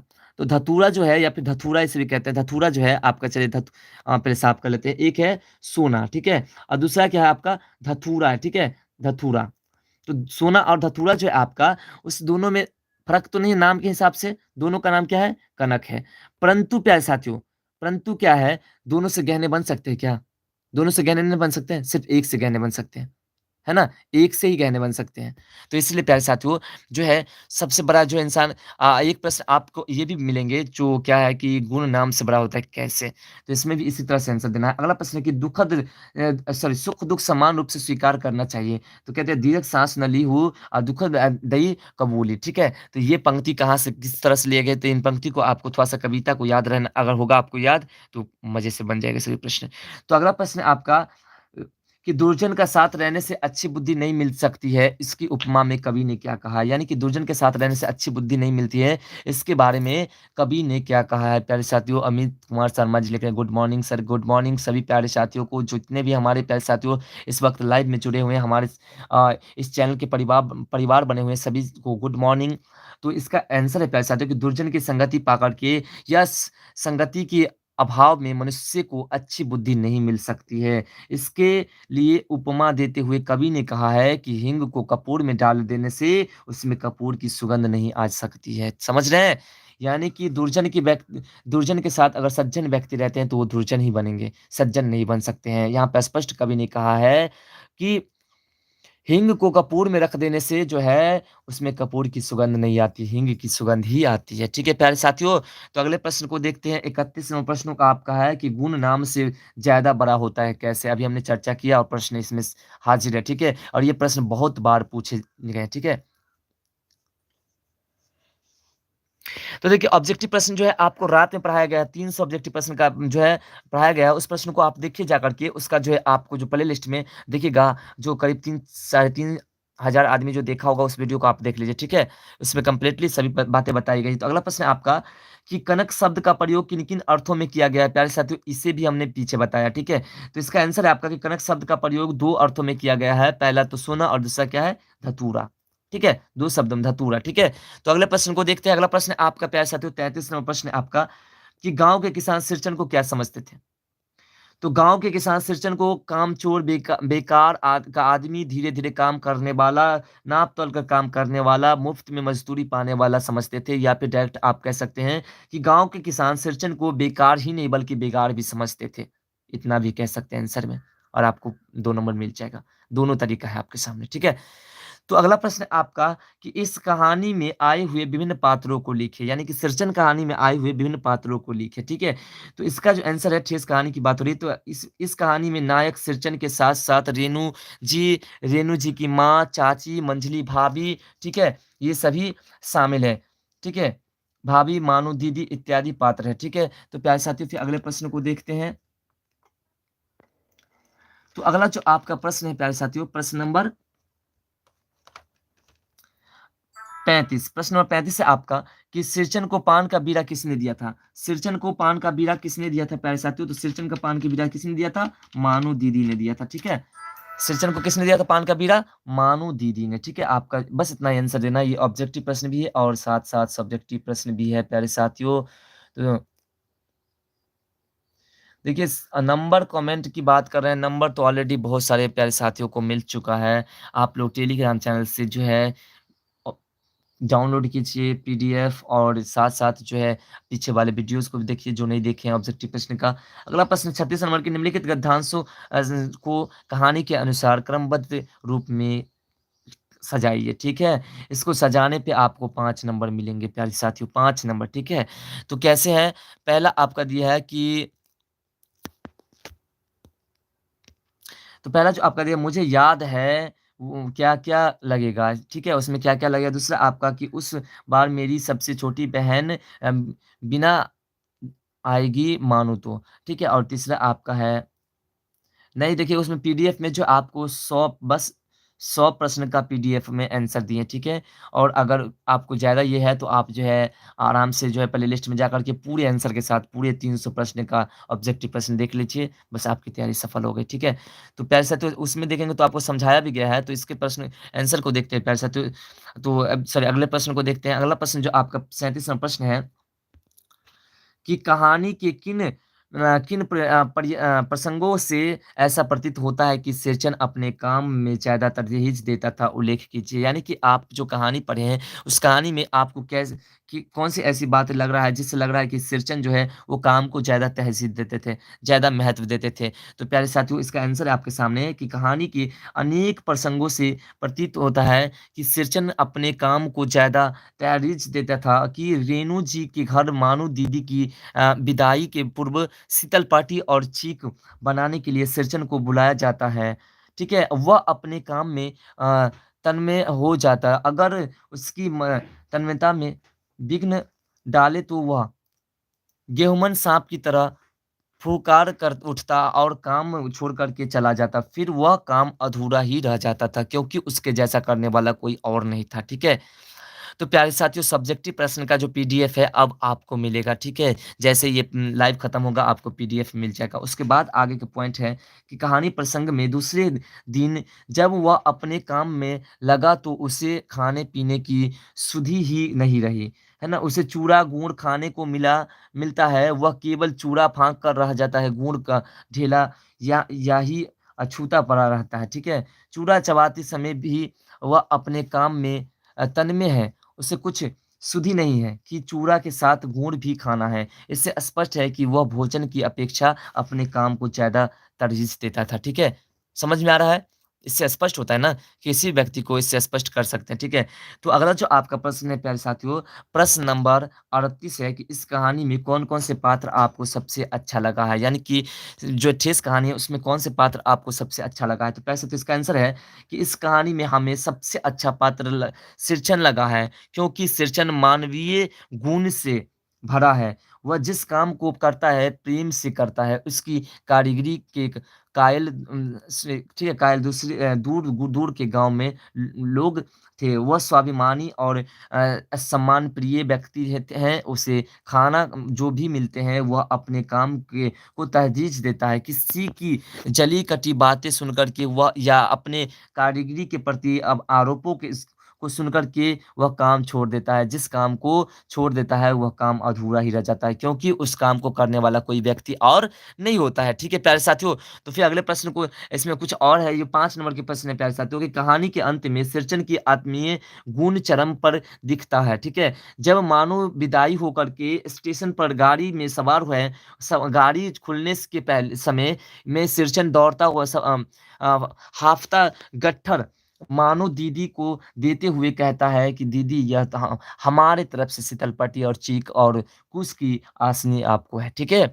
तो प्यारे साथियों सभी प्रश्नों को आपके देखते चलना है, बस देख लीजिए सभी प्रश्नों को फिर बल्ले-बल्ले हो जाएगा एग्ज़ाम में। अगला प्रश्न है आपका कि आपकी दृष्टि से में सिरचन द्वारा चीक एवं शीतलपट्टी स्टेशन पर मानो को देना कहाँ का उचित अ, था, ठीक है? तो इसका आंसर प्यारे साथियों यहाँ से दे दिए हैं कि सिरचन के द्वारा स्टेशन पर मानो को विदाई के समय शीतलपट्टी, चीक आदि उपहार देना देना ही उचित है। यदि वह घर पर जाता उपहार देते तो कहानी में सृजन के आत्मीय गुण में कमी आ जाती। फिर उसे तो गाँव के बाले से ठेस लग चुका था। एक सफल कारीगर सृजन अपनी कला का महत्व देते हुए स्वनिर्मित वस्तुओं को उपहार मानव को स्टेशन पर प्रदान करती है जो उपयुक्त समय था। यानी कि यह समय बिल्कुल सही था। ठीक है प्यारे साथियों, तो आप लोग बस मज़े से सभी प्रश्नों के आंसर को देखते चलिए। उसके बाद देखिए एग्ज़ाम में कितना मज़ा आएगा। अगला प्रश्न है आपका 40 नंबर कि काम के बदले थोड़ा-सा अनाज या चंद रुपए देकर के क्या किसी मज़दूर की मज़दूरी का मूल्य चुकाया जा सकता है? इस संबंध में क्या अपना मत व्यक्त कीजिए। तो प्यारे साथियों इसका आंसर है कि मज़दूरों को मज़दूरी के बदले थोड़ा अनाज या चंद रुपए देकर के उसकी मज़दूरी का मूल्य नहीं चुकाया जा सकता है। क्योंकि किसी मज़दूर क या कारीगर की कला अमूल्य होती है, यानी कि उसका कोई मूल्य नहीं होता, ठीक है? अमूल्य होती है, फिर अन्न या रुपए में से मज़दूरी का मूल्य कैसे चुकाया जा सकता है? किसी मज़दूर या कारीगर के लिए उसकी मज़दूरी का सबसे बड़ा मूल्य है, उसकी कला के प्रति आभार व्यक्त करना, कारीगरी का सम्मान करना। समझते हैं? तो प्यारे साथियों वीडियो को लाइक कर दिए फटाफट। तो अगला 41वां प्रश्न है आपका कि सॉरी कि आपको यदि अल्लाह ईश्वर से कुछ माँगने की ज़रूरत पड़े तो आप क्या माँगेंगे? समझ रहे हैं? क्या माँगेंगे प्यारे साथियों? इसका आंसर है आपका तो इसका आंसर है आपका कि हम अल्लाह ईश्वर से ज्ञान, विद्या, युग, आरोग्यता तथा परोपकार की भावना की माँग करेंगे। ठीक है? समझ रहे हैं ना? किस-किस चीज़ की माँग करेंगे? आप अपने हिसाब से कुछ भी माँग कर सकते हो। आपको जो लगे उचित वो माँग कर सकते हो। इसका अगला प्रश्न है कि कविता में संसार को बेहतर बनाने की कामना मुखर हुई है। इन कामनाओं को अपने शब्दों में लिखिए। यानी कि बच्चे की दुआ कविता में जो है, कविता को में संसार को बेहतर बनाने की जो बात कही गई है, इससे आप है ना?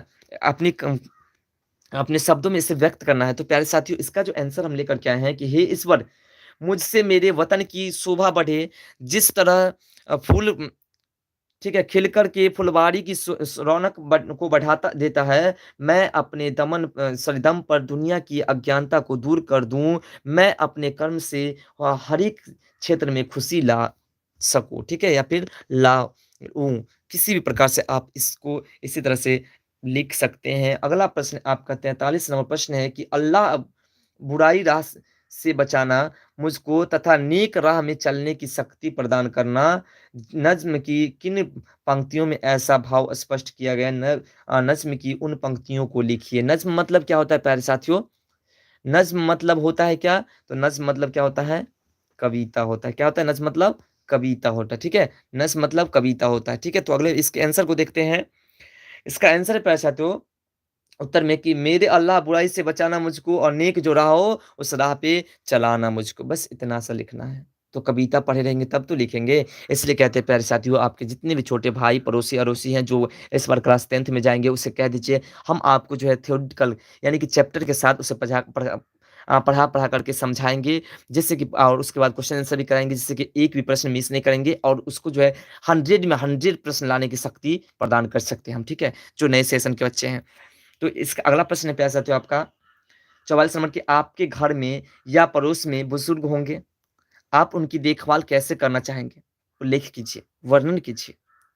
इसका आंसर है प्यारे साथियों कि हमारे घर या पड़ोस में जो बुजुर्ग हैं, मैं उनकी देखभाल, उनकी सेवा तथा ज़रूरत की चीज़ें को पूरा करके करूँगा, ठीक है? उसकी सभी ज़रूरत को पूरा कर देंगे तो हो जाएगा। अगला प्रश्न है आपका कि अल्लाह और ईश्वर में कोई फ़र्क नहीं है, इस बात से आप कहाँ तक सहमत हैं? स्पष्ट कीजिए, ठीक है? तो इसका आंसर है प्यारे साथियों कि अल्लाह या ईश्वर एक ही का नाम है। इस बात से हम पूर्ण रूप से सहमत है कि दोनों नाम भगवान के पर्यायवाची नाम है। लेना ही चाहिए, ठीक है? यानी कि अल्लाह ईश्वर जो कहते हैं ये भगवान के ही पर्यायवाची शब्द हैं। तो अगले प्रश्न को देखते हैं प्यारे साथियों, अगला जो प्रश्न है आपका 46 नंबर प्रश्न है आपका कि व्याख्या कीजिए, ज़िंदगी हो मेरी परवाने की सूरत या रब इल्म की समत से ही मुझको मोहब्बत या रब और उसके बाद जो है इसका आंसर लेकर के आए हैं कि प्रस्तुत नज़्म हमारे पाठ्य पुस्तक विकिसले भाग 3 के बच्चे की दुआ पाठ से लिया गया है, जिसके गायक हैं मोहम्मद इकबाल जी। इन नब्ज़ों में बच्चे भगवान से प्रार्थना करते हैं कि हे ईश्वर मेरी ज़िंदगी परोपकार के लिए ही हो, शिक्षा प्राप्ति में से मुझे मोहब्बत हो, यानी कि मैं परोपकार करूँ, दूसरों की सहायता करूँ और मेरा जो अ, ध्यान है वो शिक्षा पर लगे, ठीक है? फिर अगला जो स्टेप है प्यारे साथियों, दूसरा नंबर, ये 5 नंबर के प्रश्न है।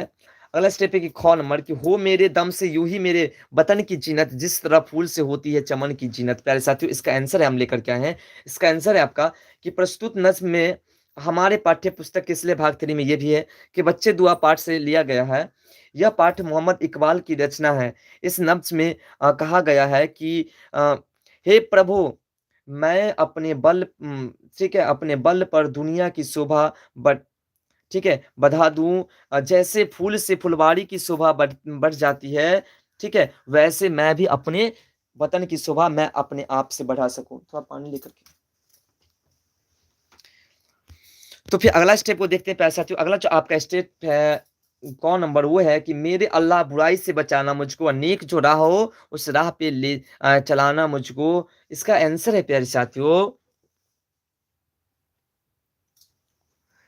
ठीक है, तो इसका आंसर जो है प्यारे साथियों आपका कि प्रस्तुत नज़्म में पाठ्य पुस्तक विकिसलय के 3 में बच्चे के दुआ पाठ से लिया गया है। सभी में ऐसे ही लिखना है आपको, बेफ़िक्र होकर के लिखना है। उसके बाद है कि गया है, यह पाठ्य मोहम्मद इकबाल की रचना है। इस नब्ज़ में बच्चे भगवान से प्रार्थना करते हैं कि हे मेरे अल्लाह ईश्वर, मुझे बुराई से बचाना तथा जो नेक राह हो उसी राह पर चलाने की कृपा करना। यानी कि उसी राह पे चलाने की मुझे जो है बुद्धि देना, मैं उसी राह पे चलूँ। तो प्यारे साथियों, वीडियो अगर पसंद आ रहा हो तो लाइक कर दीजिए, चैनल पे नए सब्सक्राइब कर दीजिए और अगले प्रश्न को देखते हैं। और आपके कोई अड़ोसी-पड़ोसी भाई-साथी हैं जो क्लास 10th में जाने वाले हैं या 12th में, तो उसे बताइए और उस सभी को जुड़ाइए इस चैनल पे, जिससे कि आपको जो कंप्लीटली थ्योरेटिकल के साथ पढ़ा करके समझाया जाएगा और साथ-साथ क्वेश्चन आंसर बताया जाएगा, जिससे कि 100% गारंटी आने की संभावना उन बच्चे में हम उसके टैलेंट को कर सकते हैं, जिससे कि वो 100 में 100% लाने की शक्ति अपने आप अंदर ला सकता है। ऐसा हम प्रदान कर सकते हैं उन लोगों के बीच, ठीक है?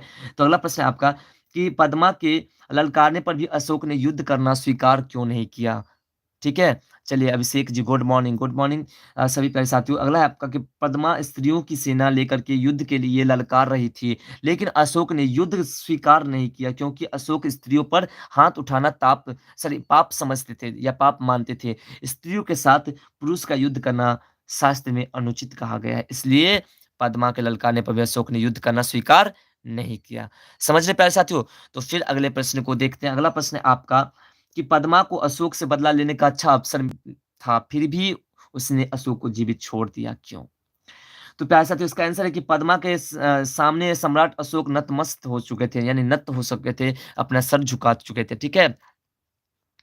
वे शस्त्र का त्याग कर चुके थे तथा प्रण कर लिए थे, यानी कि शपथ ले चुके थे कि कभी युद्ध नहीं करूँगा। वीर सैनिक कभी भी निहत्थों पर वार नहीं करती है, इसलिए पद्मा अवसर पाकर के भी अशोक से बदला नहीं लेकर के जीवित छोड़ दिया, ठीक है? समझ रहे हैं ना प्यारे साथियों? अब है अगला पॉइंट, इस पॉइंट को समझना है। अगला पॉइंट जो आपका है वो है कि बुद्ध शरण गच्छामि, धर्म शरण गच्छामि और संघ शरण गच्छामि। इसका अर्थ स्पष्ट करने के लिए कह रहे हैं प्यारे साथियों, और इसका अर्थ स्पष्ट करना भी पड़ता है। थोड़ा-सा पानी पी लेते हैं प्यारे साथियों, आप लोग थोड़ा-सा इसका अर्थ समझ रहे हैं तो आप लोग बताइए?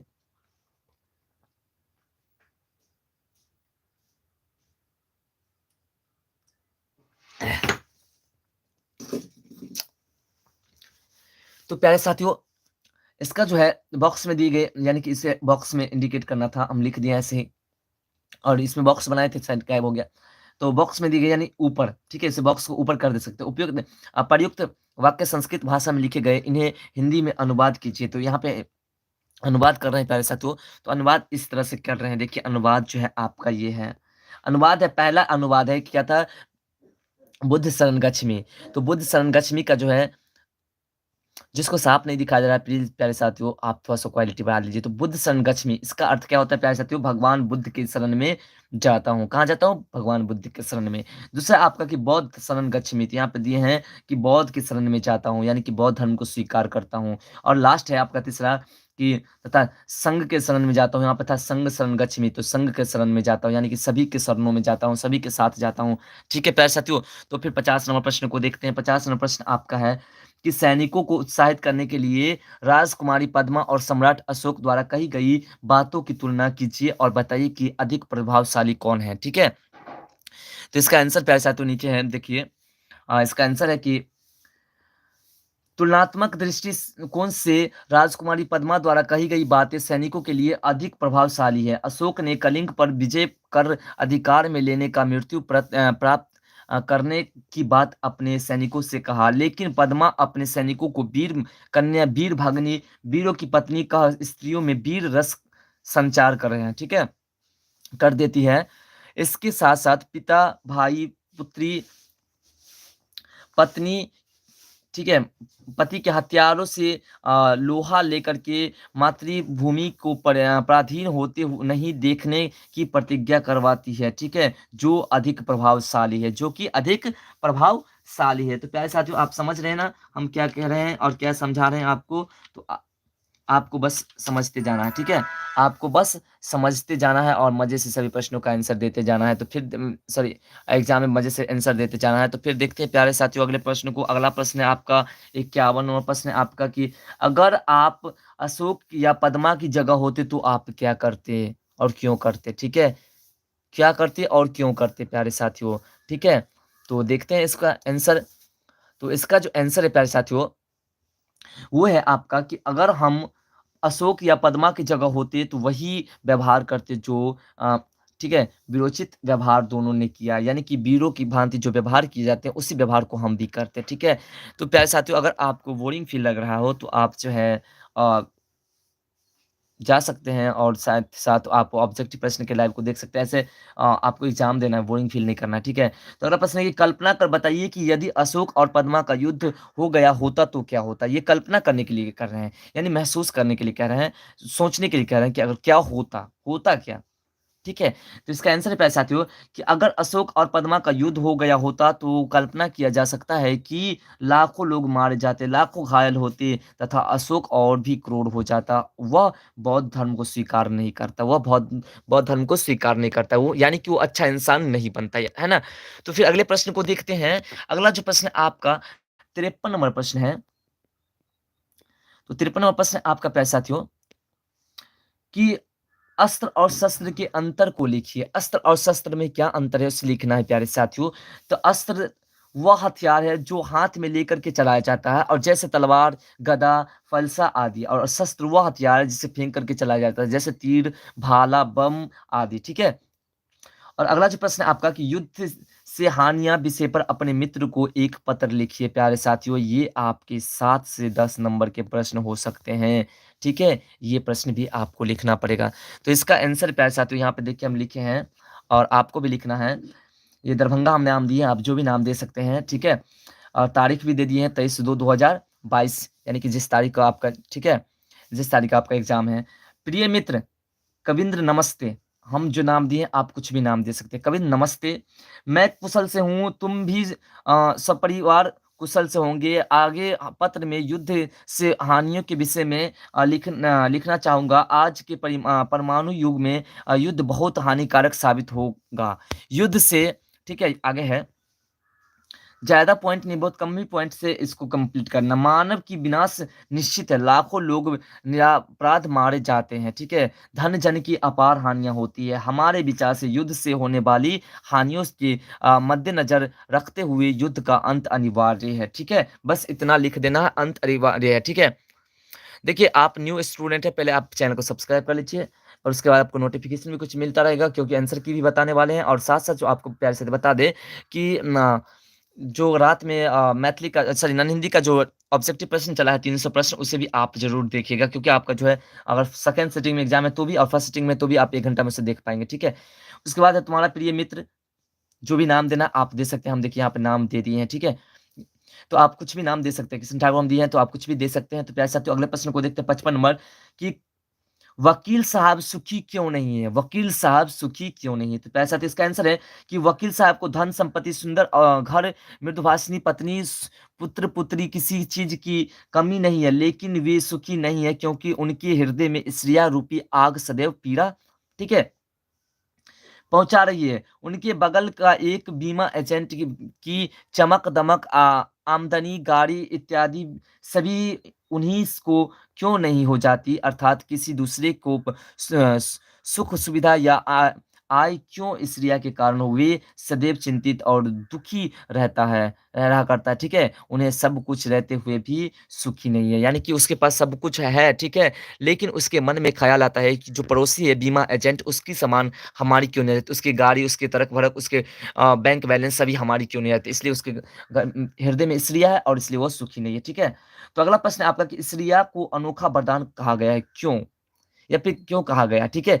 तो इसका आंसर है पैसा तो कि इस रिया को अनोखा वरदान इसलिए कहा गया है कि जिसके हृदय में यह अपना घर बना लेता है, उसके प्राप्त सुख के आनंद से वंचित कर देता है। ऐसा व्यक्ति जिसके हृदय में ईर्ष्या होती है, उसे अप्रत्याशित सुख वंश सॉरी दंश की तरह दर्द देता है। ईर्ष्या उसे अपने कर्तव्य मार्ग से विचलित कर देता है, जो ईर्ष्या के अनोखा वरदान कहा गया। यानी कि जिसे ईर्ष्या का अनोखा वरदान कहा गया है। समझ रहे प्यारे साथियों?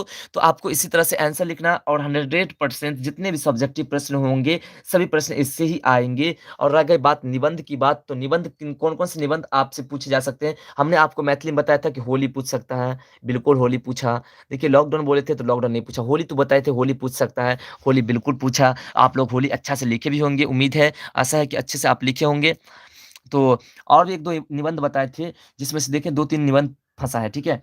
तो अगला प्रश्न है आपका कि इस्रिया की बेटी किसे और क्यों कहा गया? किसे और क्यों कहा गया? तो कैसे तो इसका आंसर है कि इस्रिया की बेटी निंदा को कहा गया है, जिसके पास इस्रिया होती है वही दूसरों की निंदा करता है। इस्राएली व्यक्ति सोचता है कि अमुक व्यक्ति यदि आम लोगों के नज़र में गिर जाए तो उसका स्थान हमें प्राप्त हो जाएगा। इस प्रकार निंदा इस्राएली व्यक्ति का सहायक बनकर के इस्रिया रूपी आग को और भी अधिक बढ़ा देती है। इसलिए तो निंदा को इस्रिया की बेटी कही गई है। समझ रहे हैं प्यारे साथियों? और आपको बता दें कि 10 नंबर के प्रश्न जो हैं, वो भी एक गद्यांश वगैरह जो है, उस तरह के प्रश्न भी आपको जो है, आपके इस चैनल पे मिल जाएँगे। आप जाकर के चैनल के लिस्ट में या प्लेलिस्ट में जाकर के आप उस भी प्रश्न को भी देख सकते हो, उस वीडियो को भी आप देख सकते हैं। सेकंड सिटिंग वाले प्यारे साथियों के लिए तो बहुत सारे समय है, अभी सभी प्रश्नों को देख सकते हैं, कंप्लीट कर सकते हैं। तो अगला प्रश्न है आपका कि इस्राएलियों से बचने के क्या उपाय हो सकते हैं? इस्राएली व्यक्ति से बचने के क्या उपाय हो सकते हैं? तो प्यारे साथियों इसका आंसर है कि इस्राएली व्यक्ति सभ्य, सज्जन और निर्दोष व्यक्ति की भी निंदा करता है। इस्राएली उसे समाज में नीचा दिखाना चाहता है, तो ऐसे अवश्य में उस सज्जन व्यक्ति को चाहिए कि वह अपनी कमजोरी को देखे और उसे दूर कर उसे प्रभावित करे कि इस्राएली व्यक्ति के हृदय में स्थित इस्रिया निकल जाए, यही उससे बचने का उपाय है, ठीक है? यानी कि 2 उपाय कर सकते हैं इस्राएलियों से बचने के लिए। पहला उपाय कि हम उससे दूर चले जाएँगे और दूसरा उपाय जो है प्यारे साथियों, वह उपाय यह है कि हम उसे अपनी अनुसार उसे थोड़ा-सा कोशिश करेंगे कि वह बदल जाए, वह इंसान जो है, वो उसके हृदय में जो ईर्ष्या घर बना रखी है, वो हट जाए, ठीक है? तो फिर अगले प्रश्न को देखते हैं प्यारे साथियों। अगला जो आपका प्रश्न है प्रश्न नंबर 59, ठीक है? प्रश्न नंबर 59 है प्यारे साथियों आपका, ध्यान से देखिएगा कि ईर्ष्या का लाभदायक पक्ष क्या हो सकता है? यानी कि ईर्ष्या का लाभदायक पक्ष जो होता है, वो क्या होता है? तो प्यारे साथियों इसका आंसर है कि ईर्ष्या से स्पर्धा होती है। जब स्पर्धा की बात ईर्ष्या से होती है, तो वह आदमी अपने बदौलत अपने प्रतिद्वंदी को पछाड़ना चाहता है। इससे ईर्ष्यालु व्यक्ति में उन्नति होता है। इस प्रकार स्पर्धा ईर्ष्या का लाभदायक पक्ष साबित हो सकता है। पाठ से आगे यानी कि सॉरी यहाँ पे मिस्टेक हो गया है, आगे लिखा गया है।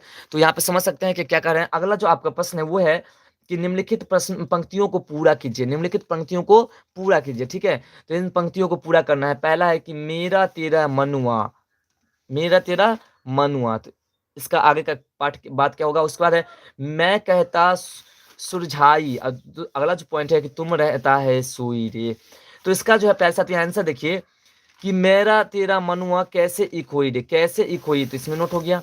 फिर दूसरा है मैं कहता हूँ आँखन देखी, तू कहता कागज की लेखी। तो क्या है कि तू कहता कागज की लेखी। थोड़ा-सा कलर चेंज करके आपको समझाते हैं, ठीक है?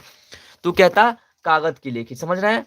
उसके बाद जो अगला है कि मैं कहता सुनवारी तू राक्षस उलझाई। यानी कि मैं कहता हूँ सुलझा करके रखने के लिए और तुम रहता है उलझाई रे। उसके बाद है मैं कहता हूँ जागत रहियो, तू जाता है सोई रे। मैं कहता हूँ तुम्हें जागने के लिए और तुम हो जाते हो कि सो जाते हो, ठीक है? यानी कि ये होते हैं कर्मशील व्यक्ति के लिए इस बात को पॉइंटेड किया गया है और उसके बाद जो है यहाँ प्यारे साथियों यहाँ पे ख में है कि ना तो कोनो क्रियाक्रम में और अगला है इसका पॉइंट खाली किया गया है पल भर की तलाश में और इसका आंसर है कि ना तो कोनो क्रियाक्रम में ना ही जोग विराग में, ठीक है ना। मुझे जो कहना खोज पल भर की तलाश में, तो कहते हैं खोजी होई तो तुरही मिलियो पल भर की तलाश में। अगर तुम खोजते हो, हिंदी किस लिए है प्यारे साथियों, हिंदी किस लिए है, ठीक है, ये हिंदी किस लिए के हैं, ठीक। तो ये एक प्रश्न एक कर रहे हैं कि सर ये संस्कृत लैंग्वेज का नहीं, ये हिंदी, हाँ ये जो है, ये जो बताए गए हैं ये जो है आपको संस्कृत पक्ष में ही बताएगा, ठीक है। ये जो पॉइंट हम पढ़े हैं वो संस्कृत में, ठीक है। और अगला जो पॉइंट है 61 नंबर की, इन पंक्ति के भाव स्पष्ट कीजिए। ये जो पंक्ति हमारे पास है इसके भाव स्पष्ट करने के लिए कह रहे हैं कि मैं कहता निर्मोही रहियो तू जाता है मोही रे। इसका आंसर क्या है प्यारे साथियों कि कबीर के अनुसार मनुष्य को अनुरागहीन निर्मोही होना चाहिए, क्योंकि अनुरागहीन होने से ही मनुष्य का कल्याण होता है। इसके विपरीत मनुष्य अनुराग में पड़ता है, ठीक है, पड़ता है। अगला स्टेप जो है इसका वो है कि 5 नंबर के प्रश्न पे ऐसा तो ध्यान रहे, ठीक है। ये जो है ये जो आपके जो देखे रहे हैं ये संस्कृत भाषा में लिखे गए थे, ठीक है। और जो सभी को पढ़ना है और मजे से आपको ध्यान देना है और सभी प्रश्नों को। कहता है मोह को कहाँ ढूंढे रे बंदे मैं तो तेरे पास में। तो इसका जो आंसर है प्यारे साथियों कि कहते हैं मानव ईश्वर को यत्र तत्र मंदिर मस्जिद में ढूंढते फिरते हैं, लेकिन ईश्वर तो मनुष्य के हृदय में ही निवास करते हैं, मनुष्य के हृदय में ही निवास करते हैं।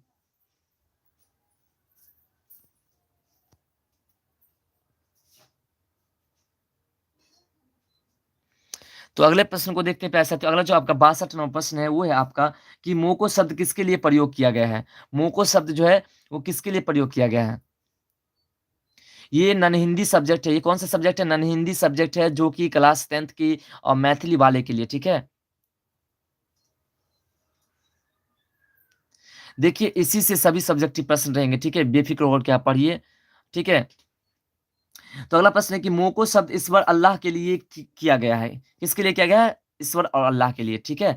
और अगला जो आपका पॉइंट प्रश्न है उसको देखते हैं। अगला प्रश्न आपका 63 नंबर प्रश्न आपका कि कबीर की रचनाएं आज के समाज के लिए लिए कितनी सार्थक उपयोगी है स्पष्ट कीजिए। यानी कि जो कबीर की कहना है वो अभी के समय के लिए कितना उपयोगी है, इसको कहने के लिए कह रहे थे। इसका आंसर है प्यारे साथियों कि कबीर की रचनाएं आज के समाज के लिए अत्यंत सार्थक है, अत्यंत सार्थक यानी कि उपयोगी है, ठीक है।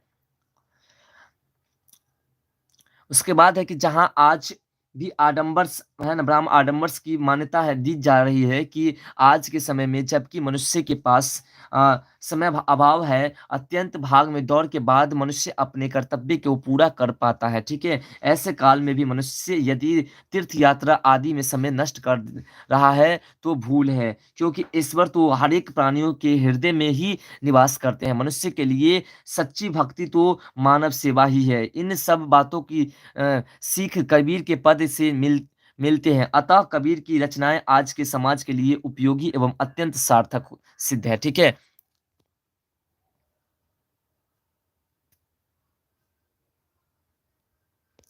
तो फिर अगले पॉइंट को देखते हैं। यानी कि यहाँ पे साफ साफ कह रहे हैं कि कबीर की जो पद है उससे क्या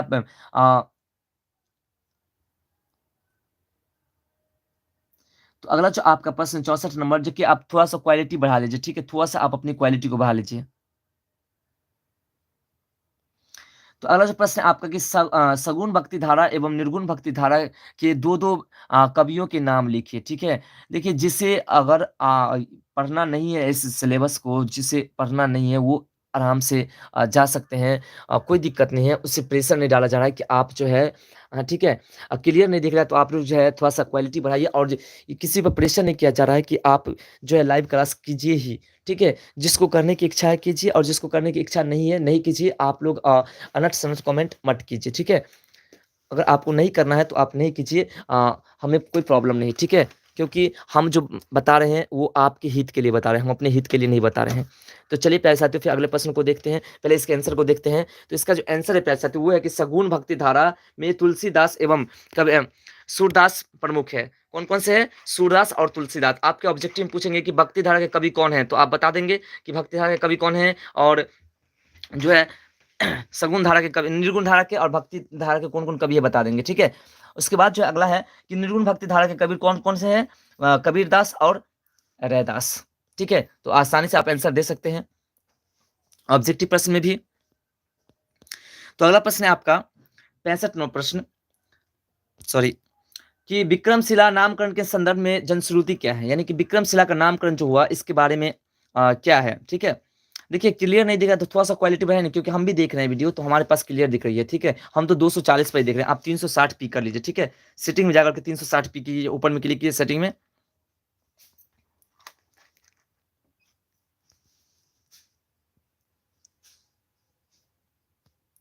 ठीक है।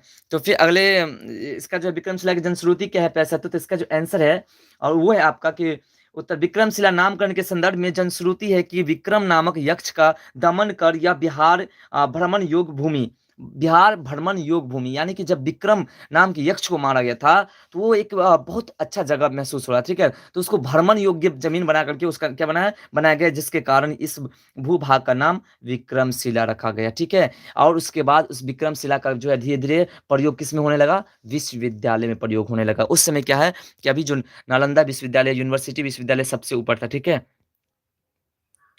हाँ बिल्कुल, ये मैथिली वाले का है, ठीक है। शिव शंकर जी पूछ रहे हैं कि सर ये मैथिली वाला का, बिल्कुल मैथिली वाले का, संस्कृत वाले का ये नहीं है, ठीक है। तो अगला प्रश्न है कि विक्रमशिला कहाँ अवस्थित है, ठीक है।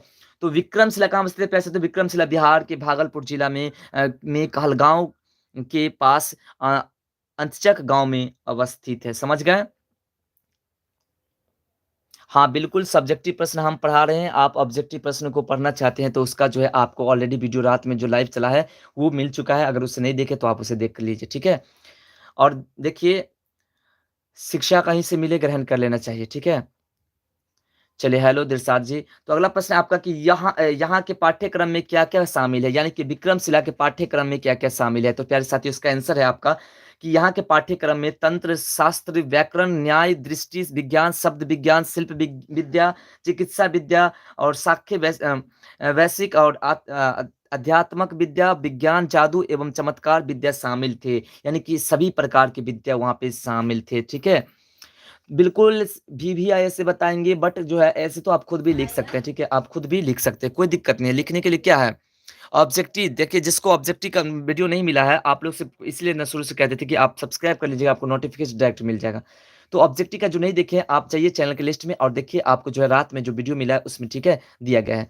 तो चलिए अगले प्रश्न को देखते हैं। अगला प्रश्न है आपका, देखिए निबंध जो है आपको एक VBI निबंध, 2-3 निबंध जो आपको कम्युनिटी पोस्ट में फोटो के रूप में डाल देंगे, आप उसे देख लीजिएगा, ठीक है। फटाफट देख लीजिएगा, एक बस 2 मिनट में आप देख लीजिएगा, ठीक है। तो अगला प्रश्न आपका, किस संजू कैसी लड़की थी, उसे किस चीज का शौक था, बिल्कुल बता देंगे, ठीक है। और ऑब्जेक्टिव तो ऑलरेडी बता चुके हैं। तो इसका है कि संजू छोटी लड़की बड़ी सयानी लड़की थी, हंसमुख स्वभाव वाली, वह चुटकुले सुनकर के जोर जोर से ठहाके मार हंसती थी। उसे किताब पढ़ने का बड़ा शौक था, ठीक है। उसे किताब पढ़ने का बड़ा शौक था। अब आपसे ऑब्जेक्टिव प्रश्न पूछे जाएंगे कि किताब पढ़ने का शौक किसे था, या फिर संजू को क्या पढ़ने का शौक था, या फिर संजू को क्या करने का शौक था, या फिर संजू को क्या शौक था। तो प्रश्न आंसर दे सकते हैं। तो अगला प्रश्न है आपका कि संजू को डायरी लिखने की प्रेरणा किससे मिली, ठीक है। तो संजू को डायरी लिखने की प्रेरणा किससे मिली, तो संजू को डायरी लिखने की प्रेरणा गांधी जी के डायरी पढ़ने से मिली। अब पूछा जाएगा कि गांधी जी के डायरी का नाम क्या है, या फिर सत्य के प्रयोग पुस्तक के लेखक कौन है। तो ऐसा तो क्या कहेंगे, महात्मा गांधी या बापू, ठीक है। ये ऑलरेडी पीछे जो राइट में जो सरदात्री में जो आप चला है उसमें भी ये बताएगा, ठीक है। अगला प्रश्न है कि सत्य के प्रयोग पुस्तक के रचयिता कौन है। यहाँ पे साफ साफ दे दिए हैं कि सत्य के प्रयोग पुस्तक नामकरण पुस्तक के रचयिता कौन है, महात्मा गांधी। ये ऑलरेडी ऑब्जेक्टिव प्रश्न रात में भी जो ऑब्जेक्टिव प्रश्न चला था उसमें भी है, ठीक है।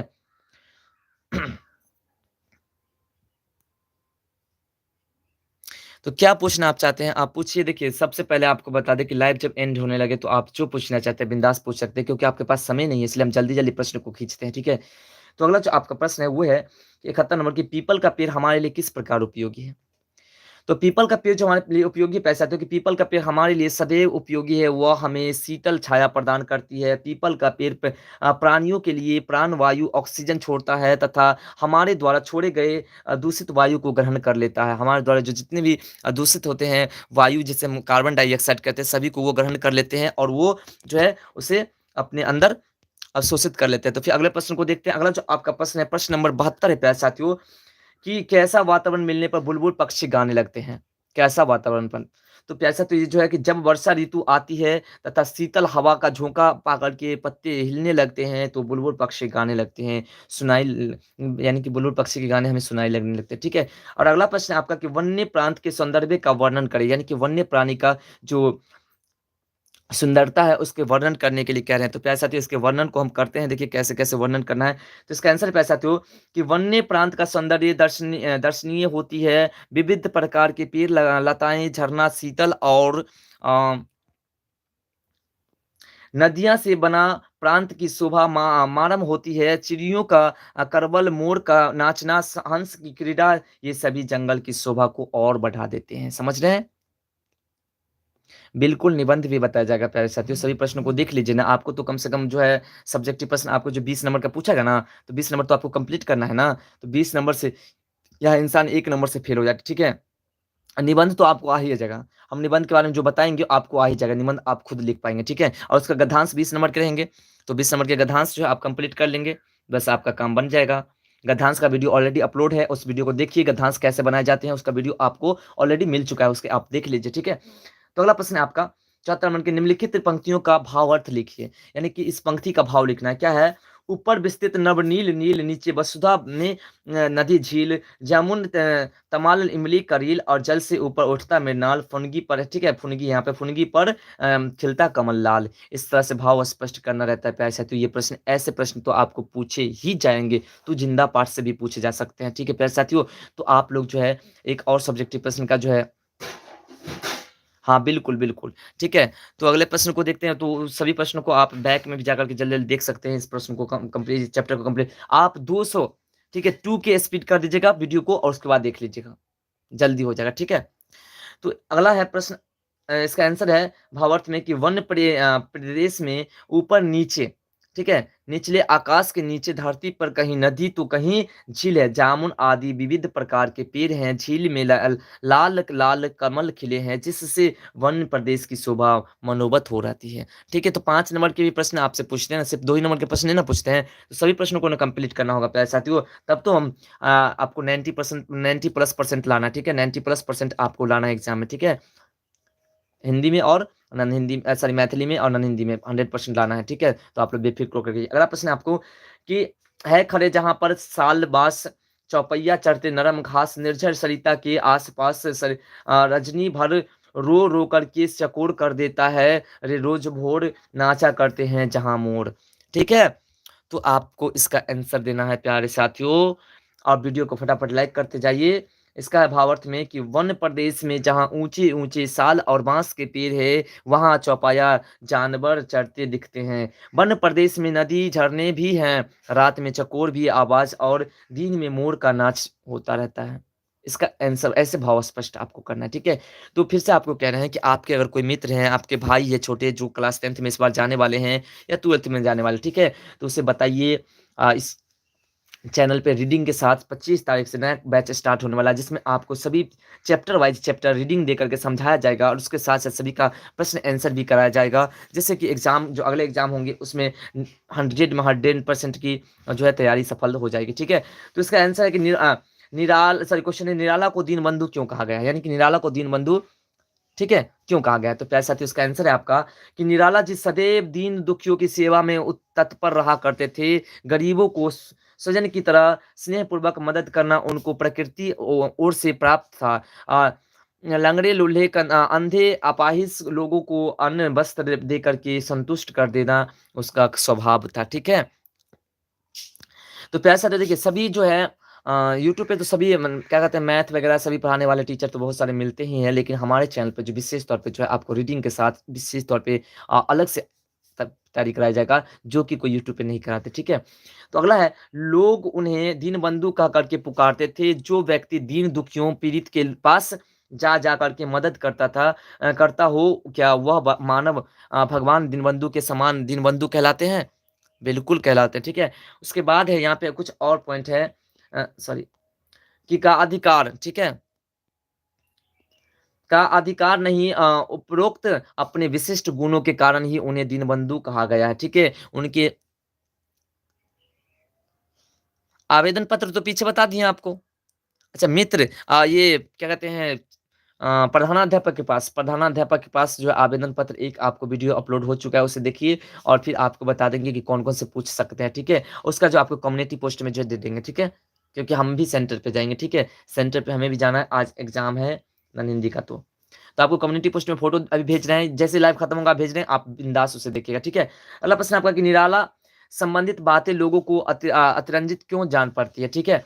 तो इसका आंसर है प्यारे साथियों कि याचकों के लिए कल्पत्रु होना, मित्रों के लिए मुक्त हस्त हो, दुष्ट प्रस्त होना, मित्रों और अतिथियों के स्वागत तत्कार में अद्वितीय हौसला दिखाने वाले लंगड़े, लूल्हे, अंधे, दीन जनों को खोज-खोज करके मदद करने वाले निराला संबंधित बातें को है ना लोगों को अतिरंजित जान पड़ती है, यानी कि बहुत महत्वपूर्ण जान पड़ती है। ठीक है प्यारे साथियों, तो सभी प्रश्नों को देखते चलिए, पहुँच चुके हैं हम लोग 77 नंबर प्रश्न पर।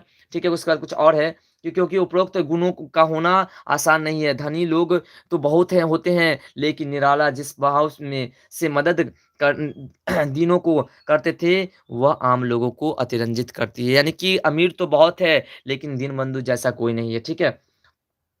अगला प्रश्न है आपका 77 नंबर की निम्न पंक्ति का भाव स्पष्ट कीजिए। जो रहीम दीन्हि लखे सम दीनबंधु सम होय। इसका आंसर है पैसा तो कि जो व्यक्ति गरीबों को देखता है, उसको मदद देता है, वह व्यक्ति दीनबंधु भगवान की तरह हो जाता है। ठीक है? उसके बाद जो अगला पंक्ति है कि पुण्यशील के पास सब विभूतियाँ आप ही आप आती है। इसका अर्थ होता है ये प्यारे साथियों कि जो व्यक्ति पुण्यशील होते हैं, जो उदार प्रकृति के लोग होते हैं, उनके पास सब प्रकार की विभूतियाँ, सुख संपदा स्वयं पहुँच जाती है। अर्थात पुण्यात्मा को भगवान पुण्य करने के लिए सब कुछ दे देते हैं। ठीक है? यानी जो पुण्य करने वाले होते हैं, उसको भगवान स्वयं ही सब कुछ दे देते हैं। ठीक है? जैसे ये लाइव खत्म होगा आपको निबंध का मिल जाएगा और निबंध का जो है ऑलरेडी वीडियो अपलोड है प्यारे साथियों, उसे आप देख सकते हैं, ठीक है? मोस्ट इम्पोर्टेंट में से है और निबंध इसमें भी हम आपको समझाएँगे कि कौन-कौन से निबंध पूछ सकते हैं और किस तरह से आपको लिखना है। ठीक है, लेटर भी भेज देंगे, ठीक है? तो इसका जो है अगला है कि धन उनके पास अतिरिक्त अतिथि के समान अल्पावधि तक ही टिकने आता था। इसका आंसर ये होगा, इसका अर्थ होगा कि निराला जी इतने उदार प्रवृत्ति के थे कि जब-जब धन का हुआ तब-तब दौड़-दौड़ करके, खोज-खोज करके दीनों की मदद में वे खर्च करके देते थे। इसलिए आज का पैसा आज ही खत्म हो जाता था। यानी कि जब-जब उसके पास पैसे आते थे, वो लोगों की मदद में ही पैसे को खत्म कर देते थे। ठीक है? और अगला जो प्रश्न है आपका कि खेमा कसारा के होटल पर काम क्यों करता था? तो प्यारे साथियों इसका आंसर ये है कि खेमा एक गरीब बाप का बेटा था। ठीक है? बाप अपने 4 बच्चों को भरण-पोषण के भार से बचने के लिए सबको बेच लिया था। ठीक है? खेमा को कसारा ने खरीद लिया था, इसलिए खेमा कसारा के होटल पर काम करता था। समझ रहे हैं? चलिए तो परवीन कुमार जी लिखे गुड मॉर्निंग सभी को गुड मॉर्निंग हमारी तरफ से सभी प्यारे साथियों को और फटाफट और कहाँ देखिए सभी सब्जेक्टिव प्रश्नों को कंप्लीट ही कर लेते हैं इस वीडियो में उसके बाद जो ऑब्जेक्टिव प्रश्न को नहीं देखे तो उसको तो आप देख ही लीजिएगा पीछे जो वीडियो अपलोड हुआ है लाइव चला था उसमें अगला कि खेमा द्वारा चप्पल की मांग करने पर कसारा ने क्या जवाब दिया यानी कि खेमा ने जब चप्पल मांगा कसारा से तो कसारा ने क्या जवाब दिया तो पैसे तो इसका आंसर है कि मेरे पैर जलते हैं चप्पल ला दो काका तो यह कहते हुए खेमा ने जब चप्पल की मांग किया तो कसारा ने जवाब देते हुए कहा कि अभी रख दूंगा चप्पलें सर पर चल अपना काम कर बड़ा आया चप्पल पहनने वाला यह सुनकर के खेमा निराश हो गया ठीक है ये चैप्टर में तो पढ़े हैं आप लोग तो अगला प्रश्न 80 नंबर प्रश्न है आपका कि अपने पैरों पर पानी गिराने से खेमा को तसल्ली क्यों मिलती थी तो पैसा तो इसका आंसर है आपका कि गर्मी की मौसम या खेमा के खाली पैर जलता था कसारा से चप्पल मांगने पर हाथ पड़ी ठीक है डांट पड़ी इससे ना अतः खेमा अपने पैर के जलन दूर करने के लिए पानी डालता था अपने पाँव पे ठीक है चलिए हाय अनुराग जी सभी फटाफट देखिए प्रश्न को एग्जाम का समय होते जा रहा है तो बस प्रश्न को देख लेते हैं आपका तैयारी कंप्लीट है ऑब्जेक्टिव प्रश्न को देख लेंगे ऊपर वाली वीडियो में आप 202 के स्पीड करके वीडियो को देख लीजिएगा ठीक है जल्दी समाप्त भी हो जाएगा और जल्दी आपको पूरा प्रश्न मिल जाएगा ठीक है और उसके साथ साथ जो है आपको निबंध जो है और या फिर जो भी है आपको जो है मिल जाएगा आपको कम्युनिटी पोस्ट में ठीक है तो अगला प्रश्न है कि किन परिस्थितियों में खेमा के पिता ने उसे बेच दिया था तो इसका आंसर है सर देखिए जितने भी तरह से प्रश्न पूछेंगे सभी प्रश्न आपको इस वीडियो में मिल रहा है ठीक है तो एक्सेप्ट कीजिए एक भी प्रश्न मिस नहीं होगा तो खेमा के पिता गरीब था अपने बच्चों को वह भरण पोषण करने में सक्षम नहीं था अतः अन्य भाइयों की तरह ही खेमा को भी बेच करके अपने दायित्व से मुक्त हो गया था यानी कि भरण पोषण से मुक्त हो गया था ठीक है बिल्कुल। अगला प्रश्न है आपका कि जब लेखक ने खेमा के पिता से कहा कि वे खेमा को अपने साथ ले जाकर के पढ़ाना चाहता है, तब उसकी आँखें क्यों भर आई? अपना विचार व्यक्त कीजिए। तो प्यारे साथियों, अपना विचार व्यक्त कर रहे हैं हम। तो अपना विचार जो इसमें हमने व्यक्त किया है, वो है कि जब लेखक ने खेमा के पिता से कहा कि खेमा को अपने साथ ले जाकर के पढ़ाना चाहते हैं, तब उसकी आँखें भर आई, क्योंकि उसके मन में अपने संतान के प्रति अनुराग जाग गया। हर एक पिता का अरमान होता है कि वह पढ़ लिख करके कुछ करेगा, आदमी बनेगा, लेकिन वह तो अपने अरमानों का गला घोंट चुका था। वह खेमा को चंद रुपयों में बेच दिया था। इसी कारण से खेमा के पिता ने की आँखें में पानी भर आए, ठीक है? तो अगले प्रश्न को देखते हैं प्यारे साथियों। अगला 83वां प्रश्न है। अब बहुत कम प्रश्न बचे हैं, फटाफट देखिए कि खेमा कहानी पढ़ कर के आपके दिमाग में कौन-सा प्रथम प्रश्न उठ रहे हैं, प्यारे साथियों, प्रश्न उठ रहे हैं। इसका आंसर है कि इन कहानी को पढ़ कर के हमारे दिमाग में अनेक प्रश्न उठ रहे हैं। पहला कि मनुष्य अपने संतान को क्यों बेचता है? दूसरा है कि संतान में क्या संतान के भरण-पोषण के दायित्व से बचना पिता का कर्तव्य है? संतान के बेचने का वाला मनुष्य क्या पशु है? ठीक है? और उसके बाद जो यहाँ पे है, तो क्या बाल मज़दूरी रोकने के लिए सरकार को कड़ा कदम नहीं उठाना चाहिए? इत्यादि, ये सभी हमारे मन में ख़्याल आते हैं। ठीक है प्यारे साथियों? तो फिर देखते हैं अगले प्रश्न को। बिल्कुल नहीं आएगा, इससे बाहर एक भी प्रश्न नहीं आएगा, ठीक है? सभी प्रश्न इसी से आएगा और उसके बाद वहाँ भले प्रश्न को थोड़ा घुमा देगा, ये मान सकते हैं, लेकिन प्रश्न इसी से रहेगा, ठीक है? और ऑब्जेक्टिव प्रश्न जो बताए हैं पीछे, वो जो लाइव आए थे, उसमें होगा, ठीक है? और निबंध भी आपको बता देते हैं, निबंध कौन होगा और लेटेस्ट वगैरह सभी बता देते हैं। अगला प्रश्न है आपका 84 नंबर की, खुशबू रचते हाथ कैसी परिस्थिति में रह रहे हैं? खुशबू रचने वाले हाथ, तो इसका आंसर है प्यारे साथियों कि खुशबू रचने वाले हाथ अर्थात जो लोग अगरबत्तियाँ बना करके संसार को खूबसूरती प्रदान करते हैं, वे लोग विषम परिस्थितियों में रह रहे हैं। उनके टोले या मोहल्ले तथा गली गंदगियों से भरे रहते हैं। उनके वस्त्र भी प्रायः मैले-कुचैले होते हैं, ठीक है? तो देखिए, साढ़े 6 बज चुके हैं। तो फटाफट देखते हैं, प्रश्नों को कंप्लीट करते हैं। अगला जो आपका प्रश्न है 85 नंबर की, खुशबू रचते हाथ से क्या तात्पर्य है? तो प्यारे साथियों, इसका आंसर है कि खुशबू रचते हाथ से तात्पर्य है कि खुशबूदार विविध प्रकार की अगरबत्तियाँ बनाने वाले लोग, ठीक है? सेकंड शिफ्ट में भी यही आएगा और फर्स्ट शिफ्ट में भी इसी से प्रश्न रहेगा। दोनों शिफ्ट में इससे प्रश्न रहेगा, बेफिक्र होकर के आप लोग पढ़िए, क्योंकि प्रश्न एक नहीं ना है कि सिर्फ सेकंड सिटिंग में पूछ देंगे, फर्स्ट सिटिंग में दूसरा पूछेंगे। बहुत सारे प्रश्न हम बताए हैं, सभी प्रश्नों को आप कंप्लीट देख लीजिए। दोनों सिटिंग में आपका 100% पूरा का पूरा नंबर जो सब्जेक्टिव प्रश्न में मिल जाएगा, ठीक है? और निबंध तो आपको बताए हुए हैं ऐसे ऑलरेडी पहले वीडियो में, और फिर से आपको बता देंगे अगले वीडियो में, और जो है गद्यांश भी बताए हुए हैं, तो वो भी बता देंगे। गद्यांश के बारे में समझा देंगे, गद्यांश बताएँगे नहीं, गद्यांश पीछे वाले वीडियो में बता दिए हुए हैं, गद्यांश आप खुद भी बना सकते हैं, उसी में से चयन करना होता है, ठीक है? और लेटर आपको बता देते हैं, ठीक है? लेटर दोनों कम्युनिटी पोस्ट में आपको डाल देते हैं, बस चैनल को सब्सक्राइब कर लीजिए, आपको डायरेक्ट कम्युनिटी पोस्ट डालेंगे, आपके पास पहुँच जाएगा, ठीक है? तो अगला जो है, आपके विचार से इस कविता का मुख्य उद्देश्य क्या हो सकता है? तो पैसे तो इसका आंसर है कि हमारे विचार से इस कविता का मुख्य उद्देश्य लघु उद्योग में जुड़े लोगों की परिस्थितियों को की जानकारी देना हो सकता है, ठीक है? तो अगले प्रश्न को देखते हैं, लघु उद्योग मतलब क्या होता है? पैसा तो सोशल साइंस में हम लोग पढ़े होंगे, लघु उद्योग मतलब होता है छोटे-मोटे पैमाने के उद्योग, जैसे खिलौना उद्योग, ठीक है? अगला प्रश्न है कि व्याख्या कीजिए। यही इस गली में बनती है मुल्क की मशहूर अगरबत्तियाँ, इन्हीं गंदे मोहल्ले के गंदे लोग बनाते हैं केवड़ा, गुलाब, खस और रात रानी अगरबत्तियाँ। इसका आंसर ये है प्यारे साथियों की प्रस्तुत पंक्तियाँ अरुण कमल जी रचित खुशबू रचते हाथ कविता से उद्धत है, यानी कि उस पाठ से आया है। कहते हैं जिसमें लघु उद्योग वाले मोहल्ले, गलियों या टोले की परिस्थिति को दर्शाया गया है, ठीक है? उसके बाद थोड़ा-सा ऊपर और करते हैं, इसमें और भी आंसर है। यह है कि यह उद्योग जिस गली में होते हैं, वह स्थान गंदगियों से भरा होता है, दुर्गंधों से भरा उस स्थान पर रह कर के भी लोग अपने हाथों से केवड़ा, गुलाब, खस, रात रानी इत्यादि सुगंधित अगरबत्तियाँ का निर्माण करते हैं, ठीक है? अभी जो हम आपको बता देंगे निबंध कौन-कौन से पूछे हैं। देखिए प्यारे साथियों, एक निबंध आपको आ सकते हैं होली पे, तो ऐसे मैथिली में पूछा गया, होली पे भी पूछ सकता है, ठीक है? एक वसंत ऋतु पे आपसे पूछ सकता है, ठीक है? एक आपको जो है स्वतंत्रता दिवस पे पूछ सकता है, एक महात्मा गांधी पे पूछ सकता है, ठीक है? बता रहे हैं इसमें से कि कोई एक पूछेगा, ठीक है? और मतलब ऐसे 5 पूछे जाते हैं, तो उसमें से कोई एक तो आपको मिल ही जाएगा। उसके बाद जो आपको प्यारे साथियों ये अ, पूछने के लिए पूछ सकते हैं, आपको जो है स्त्री शिक्षा पे पूछ सकते हैं। उसके बाद जो बाल मज़दूरी पे पूछ सकते हैं, बाल विवाह पे पूछ सकते हैं, ठीक है? इसी समय से आपको रहेंगे। बस इतने को देख लीजिए, आपका फँस गया एक न एक, ठीक है? फँस ही गया। तो अगला प्रश्न है आपका कि निम्नलिखित प्रश्नों के उत्तर दीजिए। इसका आंसर पैसा है कि उभरी नसों वाले हाथ का क्या तात्पर्य? तो इसका आंसर पैसा है कि उभरी नसों वाले हाथ का तात्पर्य होता है बूढ़े लोग। क्या होते हैं? बूढ़े लोग। आपके ऑब्जेक्टिव प्रश्न में आ सकते हैं कि उभरे हुए नस वाले का अर्थ क्या है? ऑप्शन रहेगा बच्चे लोग, बूढ़े, जवान, तो आप दे देंगे बूढ़े में, ठीक है। तो अगले प्रश्न, अगला है आपका इसी में कि पीपल के पत्ते से नए नए हाथ का क्या अर्थ है? तो पैसा तो इसका अर्थ क्या है कि पीपल के पत्ते से नए नए हाथ का अर्थ होता है नन्हे बच्चे का कोमल हाथ, ठीक है, कोमल हाथ। ठीक है, तो फिर अगले प्रश्न को देखते हैं। पक्का आएगा, बिल्कुल पक्का आएगा, जो हम बताए ना आपको निबंध, उसी में से निबंध आएगा, ठीक है, देख लीजिएगा आप। पीछे भी आपको बताया था कि होली से आ सकता है, तो होली से आया, बिल्कुल आएगा पैसा तो, ठीक है, जितने हम बताए हैं उससे आप बेफिक्र होकर पढ़िए।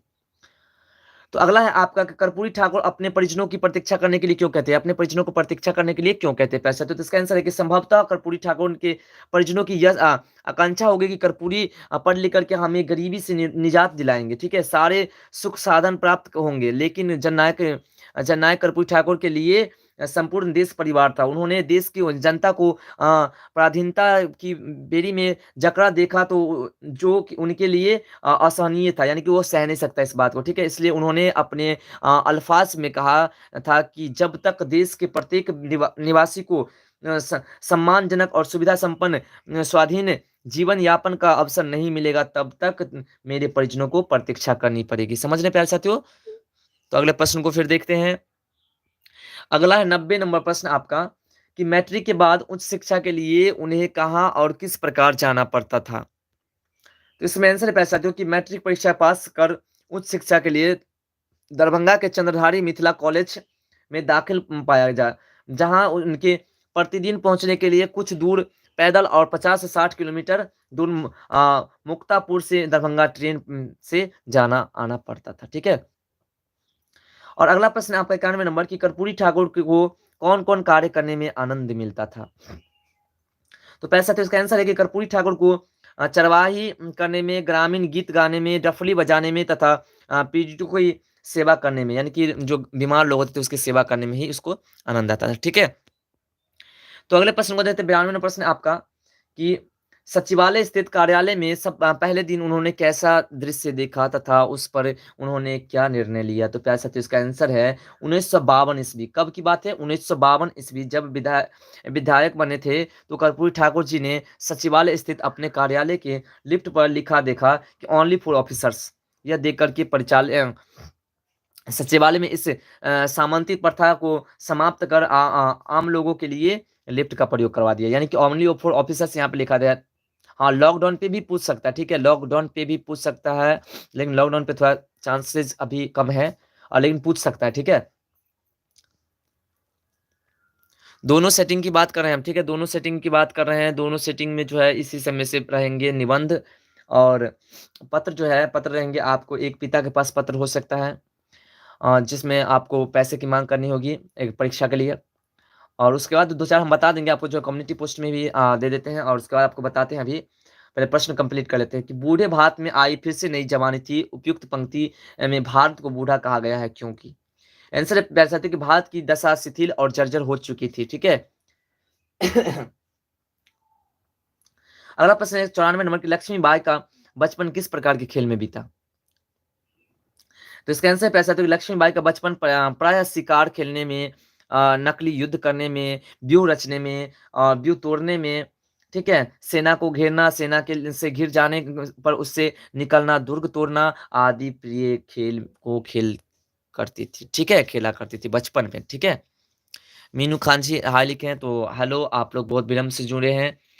तो आप लोग जो है सभी प्रश्नों को कंप्लीट कर लीजिए, और उसका जो ऑब्जेक्टिव प्रश्न को नहीं देखो उसे भी देख लीजिए, और आपको जो है चैनल सब्सक्राइब कर लीजिए। आपको जो डायरेक्ट आपको जो है नोटिफिकेशन मिल जाएगा। अभी हम नोटिफिकेशन जो है भेजेंगे कम्युनिटी पोस्ट में, उसे देख लेना, ठीक है। इसका आंसर है अगला 95 प्रश्न है कि बहु हुई वीरता की वैभव के साथ सगाई झांसी में उपयुक्त पंक्ति में वीरता और अ, वैभव का संकेत किस प्रकार है, ठीक है। इसका आंसर पैसा तो कि वीरता का संकेत शिरोमणि लक्ष्मीबाई की ओर तथा वैभव का संकेत झांसी के महाराज की ओर पाठ, ठीक है, बताया गया है। तो अगला प्रश्न आपका 96 नंबर प्रश्न है। तो अगला जो 96 नंबर प्रश्न है आपका कि वो है कि इस कविता के आधार पर काल्पी युद्ध का वर्णन अपने शब्दों में कीजिए। यानी कि झांसी की रानी पार्ट जो है उसके आधार पर क्या है, काल्पनिक युद्ध का वर्णन करने के लिए। तो पहला तो इसका आंसर है कि झांसी के मैदान में विजय प्राप्त कर रानी लक्ष्मीबाई काल्पी के दौरान मैदान में युद्ध करने चल पड़ी। ठीक है, झांसी से 100 मील दूर होने के कारण उनका घोड़ा थक चुका था।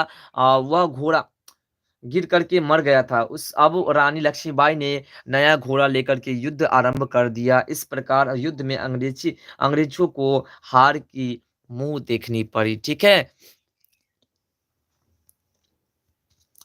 तो फिर अगले प्रश्न को देखते हैं।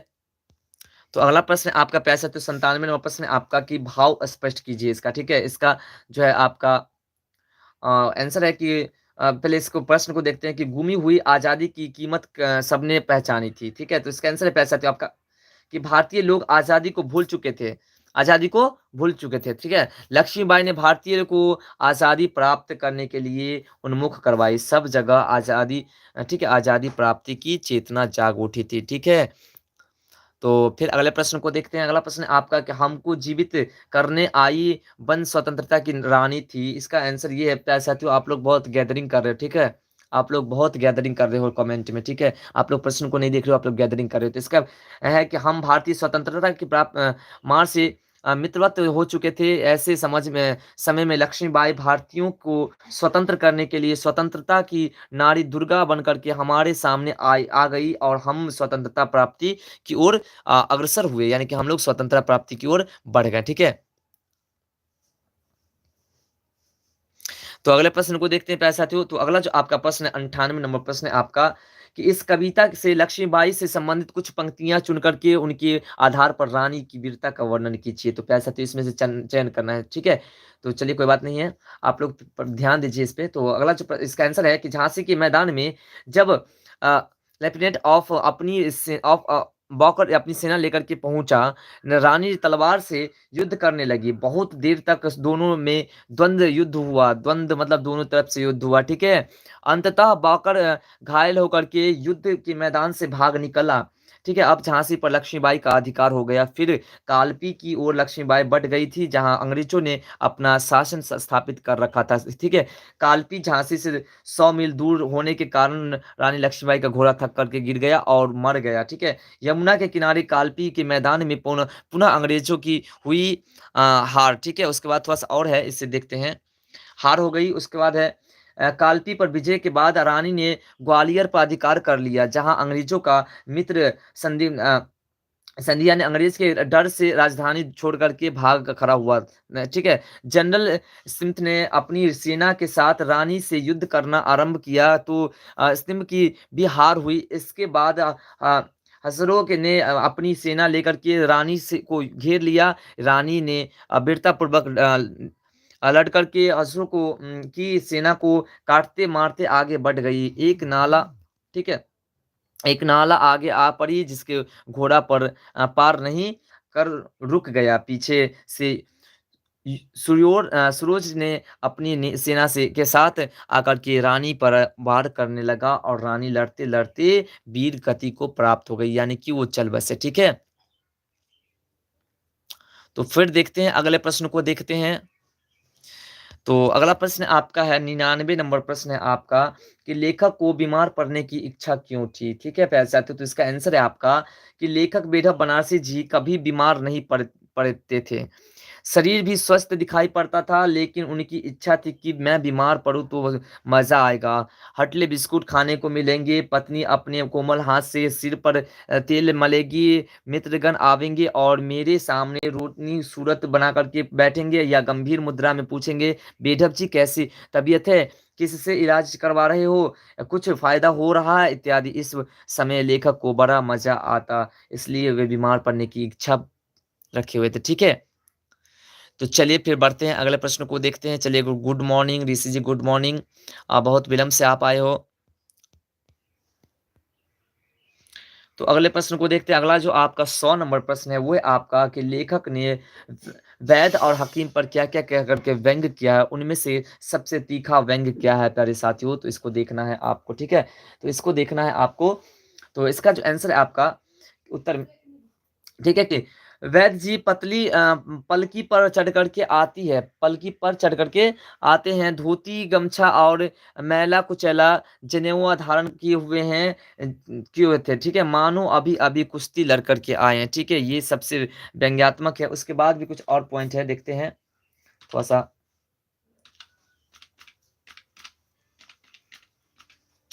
उसके बाद है कि हाकिम है आपका, हाकिम साहब पर व्यंग करते हुए लेखक ने उनकी पहनावा और शान शौकत का वर्णन कर उन पर व्यंग किया है, ठीक है, उसके पहनावा, उसके कैसे कैसे पहनावा है। तो चलिए अगले प्रश्न को देखते हैं।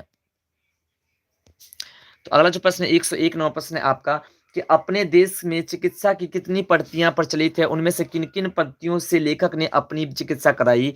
तो इसमें प्यारे साथियों है कि आंसर में कि हमारे देश में चिकित्सा की निम्न पद्धतियां प्रचलित है, कौन कौन से है, एलोपैथिक है, आयुर्वेदिक है, हेम्योपैथिक है, चिकित्सा है, चलिए जल चिकित्सा है, प्राकृतिक चिकित्सा है, दंत चिकित्सा और मंत्र चिकित्सा है, ठीक है, इतने चिकित्सा है, ठीक है। तो इसमें आप जो क्विज से कराए तो किसके से कराए थे वो देखिए, लेखक जो कराए थे, लेखक ने एलोपैथिक, आयुर्वेदिक, हकीम इत्यादि पद्धतियों से अपना इलाज कराया था, ठीक है, तो आपको ऐसे ही मजे से लिख देना है, ठीक है। तो फिर अगला प्रश्न 102 नंबर प्रश्न है, उसे भी देखते हैं। 102 नंबर प्रश्न है प्यारे साथियों आपका, कि 5 नंबर के प्रश्न है, 5 नंबर में, कि इस पाठ में हास्य व्यंग की बातें छांट करके लिखिए, जैसे रसगुल्ले छायावादी हैं, कविताओं की भांति सूक्ष्म नहीं है, सुथूल है, ठीक है। तो इसका आंसर हम यहाँ पे लिखे हैं, डॉक्टर, पहला है आपका, पहला स्टेप में डॉक्टर के वेशभूषा पक्ष में सूट तो ऐसे पहने थे मानो प्रिंस ऑफ वेल्स के वेलोटो में है, ठीक है। और दूसरा जो आपका दूसरा स्टेप है वो है आपका, कि डॉक्टर का इक्के पर आना के पक्ष में, जैसे लीडरों का मोटर छोड़ करके पैदल चलना हो, ठीक है। और तीसरा जो आपका है कि जीव दिखाने के पक्ष में, प्रेमियों को जो मजा प्रेमिकाओं की आंख देखने में आता है, शायद वैसा ही डॉक्टर को मरीजों की जीव देखने में आता है। और चौथा आपका है कि अ- आगंतुक लोगों के द्वारा विविध नुस्खा के पक्ष में, खाने के लिए सिवा जूते के और कोई चीज बाकी नहीं रह गई जिसे लोगों ने न बताई हो, ये भी व्यंग्यात्मक चीज है, ठीक है। और उसके बाद है, सभी को गुड मॉर्निंग, यहाँ जय जी गुड मॉर्निंग करें, गुड मॉर्निंग। और अगला है 5वां, कि डॉक्टर की फीस के पक्ष में, कुछ लोगों का सौंदर्य रात में बढ़ जाता है, वैसे ही डॉक्टरों की फीस रात में बढ़ जाती है, ठीक है, ये सभी जो है ठीक है व्यंग्यात्मक बातें हैं। तो अगले प्रश्न को देखते हैं, फिर अगला इसमें और है, अभी 6 नंबर है आपका, 5 नंबर में प्रश्न पूछा जाता है, ठीक है। तो तो चलिए अगला प्रश्न आपका, कि अगला स्टेप है कि डॉक्टर बुलाने के पक्ष में, मित्रों और घर वाले के बीच में कॉन्फ्रेंस हो रही थी, ठीक है। आप लोग जो है उसके कमेंट्स को ध्यान नहीं देना, ठीक है, आप लोग को उस कमेंट्स को ध्यान नहीं देना, उसको क्या कमेंट्स कर रहे हैं उसको ध्यान नहीं जाने दीजिए। आप लोग देखिए ये कमेंट्स, आप जो वीडियो अपलोड होने का ये कमेंट्स नहीं रहते हैं, ठीक है। तो ये जो है कि अब कौन बुलाया जाए पर निस स्त्रीकरण सम्मेलन भी की भांति न किसी की बात मानता था और न कोई निश्चय हो पाता था, ठीक है। उसके बाद जो 7वां है कि आयुर्वेदिक डॉक्टरों मेले को चले देख करके मानो कविराज कुश्ती लड़ करके आ रहे हो, क्या लड़ करके आ रहे हो, कुश्ती लड़ करके आ रहे हो। और 8वां आपका, कि अपने दर्द को दूर न होने के पक्ष में मेसी आई की डी के समान पीछा छोड़ता ही नहीं था, ठीक है। और अगला जो आपका स्टेप है, स्टेप नंबर 9, वो है आपका, कि हकीम साहब के पैजामा के पक्ष में, पांत में पैजामा ऐसा मालूम होता था कि चूड़ीदार पैजामा बनने वाला था, परंतु दर्जी ईमानदार था, उसने कपड़ा चुराया नहीं, सबका सब कपड़ा लगा दिया, ठीक है। और उसका अगला जो 10वां नंबर है, कि हकीम साहब के यश के बारे में, आपका नाम बनारस से ही नहीं हिंदुस्तान में लुकमान की तरह मशहूर है, इत्यादि, ये सभी थे, ठीक है। तो ये सभी पॉइंट को आपको बारीकी से देखना है, समझना है और एग्जाम में मजे से लिखना है, ठीक है। तो अगला प्रश्न है आपका 103 नंबर, की किसने कहा किससे, किसने कहा किससे, ये भी प्रश्न लेकर के आए हैं। पहला है कि मुझे आज सिनेमा जाना है, मुझे तुम अभी खा लेती तो अच्छा होता, ठीक है, ये किसने किससे कहा था, तो ये कहे थे लेखक की पत्नी ने लेखक से कहा था, ठीक है। ये 5 नंबर प्रश्न में ऐसे पूछते, ठीक है। आप उसके बात पर ध्यान ही मत देना, ठीक है। अरसाद जी आप उसके बात पर ध्यान ही मत दो, समझो कि हम कमेंट देख ही नहीं रहे, ठीक है, आप वीडियो को देख रहे हो, ठीक है। उसके बाद जो है आ, ये कमेंट जो है वीडियो अपलोड होने का ये कमेंट नहीं रहते, ये कमेंट हट जाते, ठीक है। दूसरा पॉइंट है आपका, कि घर वाले की कोई बात नहीं है, सॉरी घबराने की कोई बात नहीं है, दवा पीजिए, खुराक 2 खुराक पीते पीते आपका दर्द वैसे ही गायब हो जाएगा, ठीक है। इसका आंसर है कि सरकारी डॉक्टर ने कहा था, किससे, बेटा बनारस से कहा था, किसने? सरकारी डॉक्टर ने। और अगला जो है गौ नंबर किसने किससे कहा था, ये प्रश्न ध्यान रहे, 5 नंबर का प्रश्न ये भी है, ठीक है। तो ये अगला है कि वाक्य का सॉरी पाई का प्रकोप है, वायु का प्रकोप है, यहाँ पे मीन्स वायु का प्रकोप है, यकृत में वायु घुस करके पित्ताशय में प्रवेश कर आंत में जा पहुंचा है। तो इसका किसने कहा था? आयुर्वेद डॉक्टर ने लेखक से कहा था, ठीक है। चलिए गुड मॉर्निंग, सुसानी शर्मा जी कह रहे हैं good morning sir, good morning. और छुट्टी होने वाला है, बस कुछ देर वेट कीजिए, छुट्टी छुट्टी सभी कर रहे हैं। तो अगला प्रश्न आपका वो है कि 2 खुराक पीते पीते आपका दर्द वैसे ही गायब हो जाएगा जैसे हिंदुस्तान से सोना गायब हो रहा है। इस वाक्य का भाव स्पष्ट करना है प्यारे साथियों। तो इसका आंसर है कि जैसे हिंदुस्तान में धीरे धीरे सोना की कमी हो रही है, उसी प्रकार धीरे धीरे आपका दर्द जाता रहेगा। इस दिन ऐसा होगा कि भारत में न सोना रहेगा और न आपके पेट में दर्द रहेगा, ठीक है। ऐसे समझाया लेखक ने। तो चलिए फिर बढ़ते हैं, अगले प्रश्न को देखते हैं। अगला 104 नंबर प्रश्न है आपका कि एलोपैथिक, होम्योपैथिक और आयुर्वेद चिकित्सा से आप क्या समझते हैं, ठीक है। इसका आंसर पैसे एलोपैथिक चिकित्सा में अंग्रेजी दवा, सुई इत्यादि दिया जाता है, ठीक है। होम्योपैथिक में चिकित्सा में रसायन का प्रयोग होता है और आयुर्वेदिक चिकित्सा में जड़ी बूटी का बना दवा मिलता है, ठीक है। ऐसे ही आपको लिखना है। सभी 5 नंबर प्रश्न के ज्यादातर आ रहे, 5 नंबर में पूछे जाने प्रश्न आ रहे हैं, ठीक है। चलिए good morning good morning good morning सभी को गुड मॉर्निंग, ठीक है।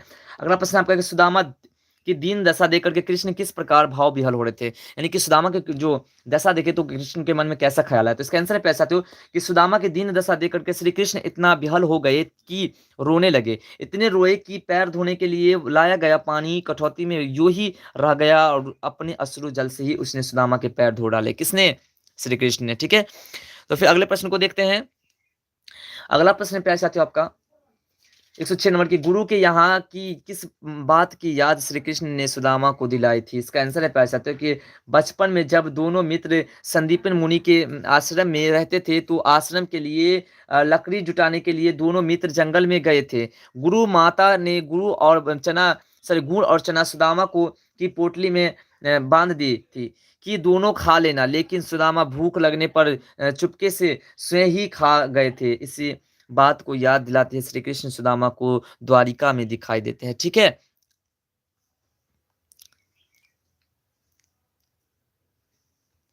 ठीक है, तो फिर अगले प्रश्न को देखते हैं। यहाँ पे राजेंद्र सैनी जी, आप तो ऐसे कमेंट करते हैं जैसे लगते हैं कि हाँ आप तो प्रधानमंत्री स्वयं आप ही हैं। चलिए कोई बात नहीं, गुड मॉर्निंग सभी को। तो अगला प्रश्न है आपका 107 नंबर की अपने गांव वापस आने पर सुदामा को क्या भ्रम हुआ, ठीक है। चलिए राजेंद्र जी गुड मॉर्निंग, ठीक है। आपको गुड मॉर्निंग कहना है तो गुड मॉर्निंग, ठीक है। आपको good morning, special good morning, ठीक है। तो अगला आंसर इसका है कि जब सुदामा द्वारिका से वापस अपन गांव आते हैं, अपने गांव को वापस लौटते हैं तो अपनी झोपड़ी की जगह द्वारिका जैसा महल देख करके भ्रमित हो जाते हैं, आश्चर्य में पड़ जाते हैं, ठीक है, कि क्या है, ठीक है। उसके बाद जो आपका नहीं नहीं कोई बात नहीं है, आप सॉरी कहने की कोई जरूरत नहीं है। सभी को गुड मॉर्निंग और साथ में आपको स्पेशल गुड मॉर्निंग, कोई दिक्कत नहीं है, कोई प्रॉब्लम नहीं, बस आप इसे ध्यान से पढ़ लीजिए, यही हो गया आपका पूरा, ठीक है, कोई दिक्कत नहीं। अगला है आपका कि श्री कृष्ण और सुदामा की मित्रता आज उदाहरण के रूप में क्यों प्रस्तुत की जाती है, ठीक है। तो इसका है आंसर कि जब एक मित्र धनवान और दूसरा गरीब होता है तथा धनवान मित्र गरीब की मित्र की सहायता करता है तो ऐसे मित्रों की बीच मित्रता को श्री कृष्ण सुदामा की मित्र जैसा उदाहरण के रूप में प्रस्तुत किया जाता है, इसलिए आज तक इसका जो है वो चल रहा है, ठीक है। चलिए ओके राजेंद्र जी, ओके। और फिर अगले प्रश्न को देखते हैं। तो अगला जो आपका प्रश्न है 109 नंबर प्रश्न है आपका कि जाड़े की रात रिक्त स्थान से मत मत रो नन्हे हिरन, ठीक है। तो इसका है भावार्थ है कि कभी ने देखा एक हिरन का छोटा बच्चा खेलने के चक्कर में मस्त होकर के राह भटक करके पहाड़ पर रो रहा है। उसके आंखें में माँ से बिछुड़ने की वेदना है, क्या है, वेदना, ठीक है। उसके बाद आगे भी है वेदना है। कभी उस छोटे हिरन के चौने से कहता है, अरे हिरन शावक मत रो, सो जाओ तेरी माँ तुझे मिल जाएगी। बांस के वन में अबकन के मन में रात की ठंडी हवा तुझे लोरी सुनाएगी। बेहिचक सो जाओ, ठीक है। इसी तरह से आपके ऑब्जेक्टिव प्रश्न भी आए थे, पता है ना आपको। उसके बाद है कि ऊपर आकाश में तारे, नीचे गिरे नरम नरम पत्ते के ढेर पर सो जा। सुबह होते होते ठीक है, होते ही जब सूर्योदय होगा हिरन फैल, ठीक है, हिरने फैल जाएगी तो तुम्हारी माँ तुझे मिल जाएगी। तो प्यारे साथियों ये थे आपके 100 टोटल इतने प्रश्न थे, तो 109 प्रश्न थे। तो प्यारे साथियों वीडियो को क्या करना है, लाइक कर देना है, ठीक है, लाइक कर देना है, कमेंट करना है, जो अच्छा लगा हो तो ठीक है, शेयर कर देना है अपने मित्रों में जो नहीं पढ़ पाए हैं, और चैनल पे नहीं तो सब्सक्राइब कर देना है, ठीक है। और उसके बाद प्यारे साथियों, आपको निबंध के बारे में जो बताए थे, तो आपको निबंध कौन कौन से निबंध पढ़ना है मुख्य रूप से, उसके बारे में उसके बारे में विशेष तौर पर ध्यान देते हैं। तो पहला जो निबंध आपको पूछ सकता है प्यारे साथियों, वो आपको पूछ सकता है, एक तो होली पर भी पूछ सकता है, ठीक है। दूसरा आपको बताए हैं क्या, तो एक होली हो गया, चलिए सभी होली हो गया, उसके बाद आपको सभी बतेबे किए हैं, स्वतंत्रता दिवस भी एक हो गया, ठीक है, स्वतंत्रता दिवस हो गया। और उसके बाद जो है आपका हो गया दो हो गया ऐसे, और तीसरा आपका हो गया लॉकडाउन भी पूछ सकता है, ठीक है, लॉकडाउन। और उसके बाद जो चौथा आपका जो होगा, पूछने की बात कर रहे हैं कौन कौन पूछ सकता है। और उसके बाद जो है बहुत सारे ऐसे जैसे कि क्या कहते हैं, महात्मा गांधी पर पूछ सकता है, ठीक है, महात्मा गांधी। उसके बाद जो है स्त्री शिक्षा, बाल विवाह, इन सभी पर पूछ सकता है, ठीक है। वो तो वे भी करो करके रहिए। और ऐसे एक दो गेस वाला जो है आपको कम्युनिटी में, ठीक है, कम्युनिटी पोस्ट में जो आपको कर देते हैं गेस वाले को, ठीक है। और उसके बाद जो पत्र पूछेंगे, तो पत्र पूछेंगे, पिता के पास पत्र पूछ सकते हैं, ठीक है, माँ के पास पूछ सकते हैं।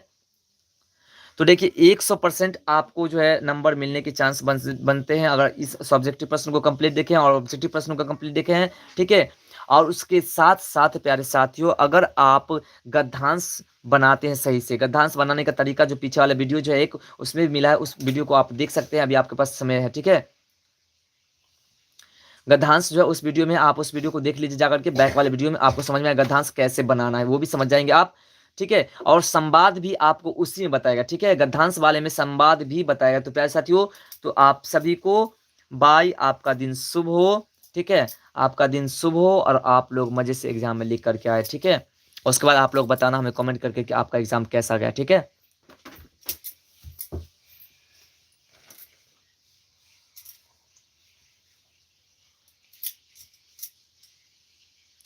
तो प्यारे साथियों बाय, तो फिर मिलते हैं एग्जाम के बाद आप सब एक साथ। देखिए पत्र लिखना जो है, आपको पत्र जो ऑलरेडी इस वीडियो में भी समझाया, ठीक है, पत्र इसमें भी सिखाए हैं कि दो मित्रों के बीच युद्ध के दौरान जो है पत्र कैसे लिखे जाते हैं, ये हम भी इस वीडियो में भी हम बताएं, पता है ना आपको, इस वीडियो में भी हम बताए हैं। देखिए इस वीडियो में भी आपको बताए हैं, तो आप जो है इस वीडियो को फुल वॉच इसका मतलब नहीं किए हैं, तो पत्र जो कैसे आपको लिखना है उस तरह से आपको पत्र लिखना है। देखिए हम दिखाते हैं आपको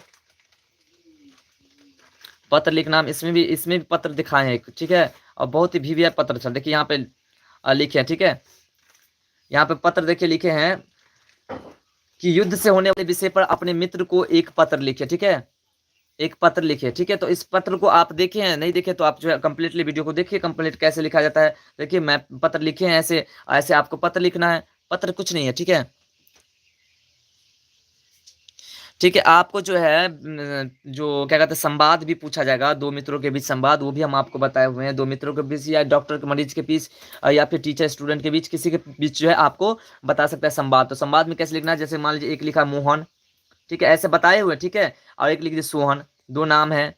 अब मोहन कहता है कि आपका एग्जाम कैसा गया, ठीक है, तो सोहन कहता है मेरा एग्जाम अच्छा गया, आप अपना बताओ आपका कैसा गया। तो फिर मोहन का नाम लिख देना, मोहन को लकीर देकर के लिख देना मेरा भी एग्जाम अच्छा गया, और यार ये वो था, ये था, वो था, इस तरह से आपको लिख देना है संवाद में, और आपको जो है 7 नंबर मिलेंगे, ठीक है, 7 नंबर मिलेंगे। तो प्यारे साथियों बाय, फिर आप लोग एग्जाम देकर के आइए, उसके बाद जो है एक कम्युनिटी पोस्ट में या फिर वीडियो में आप लोग से मुलाकात करें, ठीक है।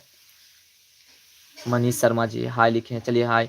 तो बाय प्यारे साथियों, तो क्योंकि आपके एग्जाम का समय भी हो चुका है, आप लोग सभी निकलेंगे, ओके।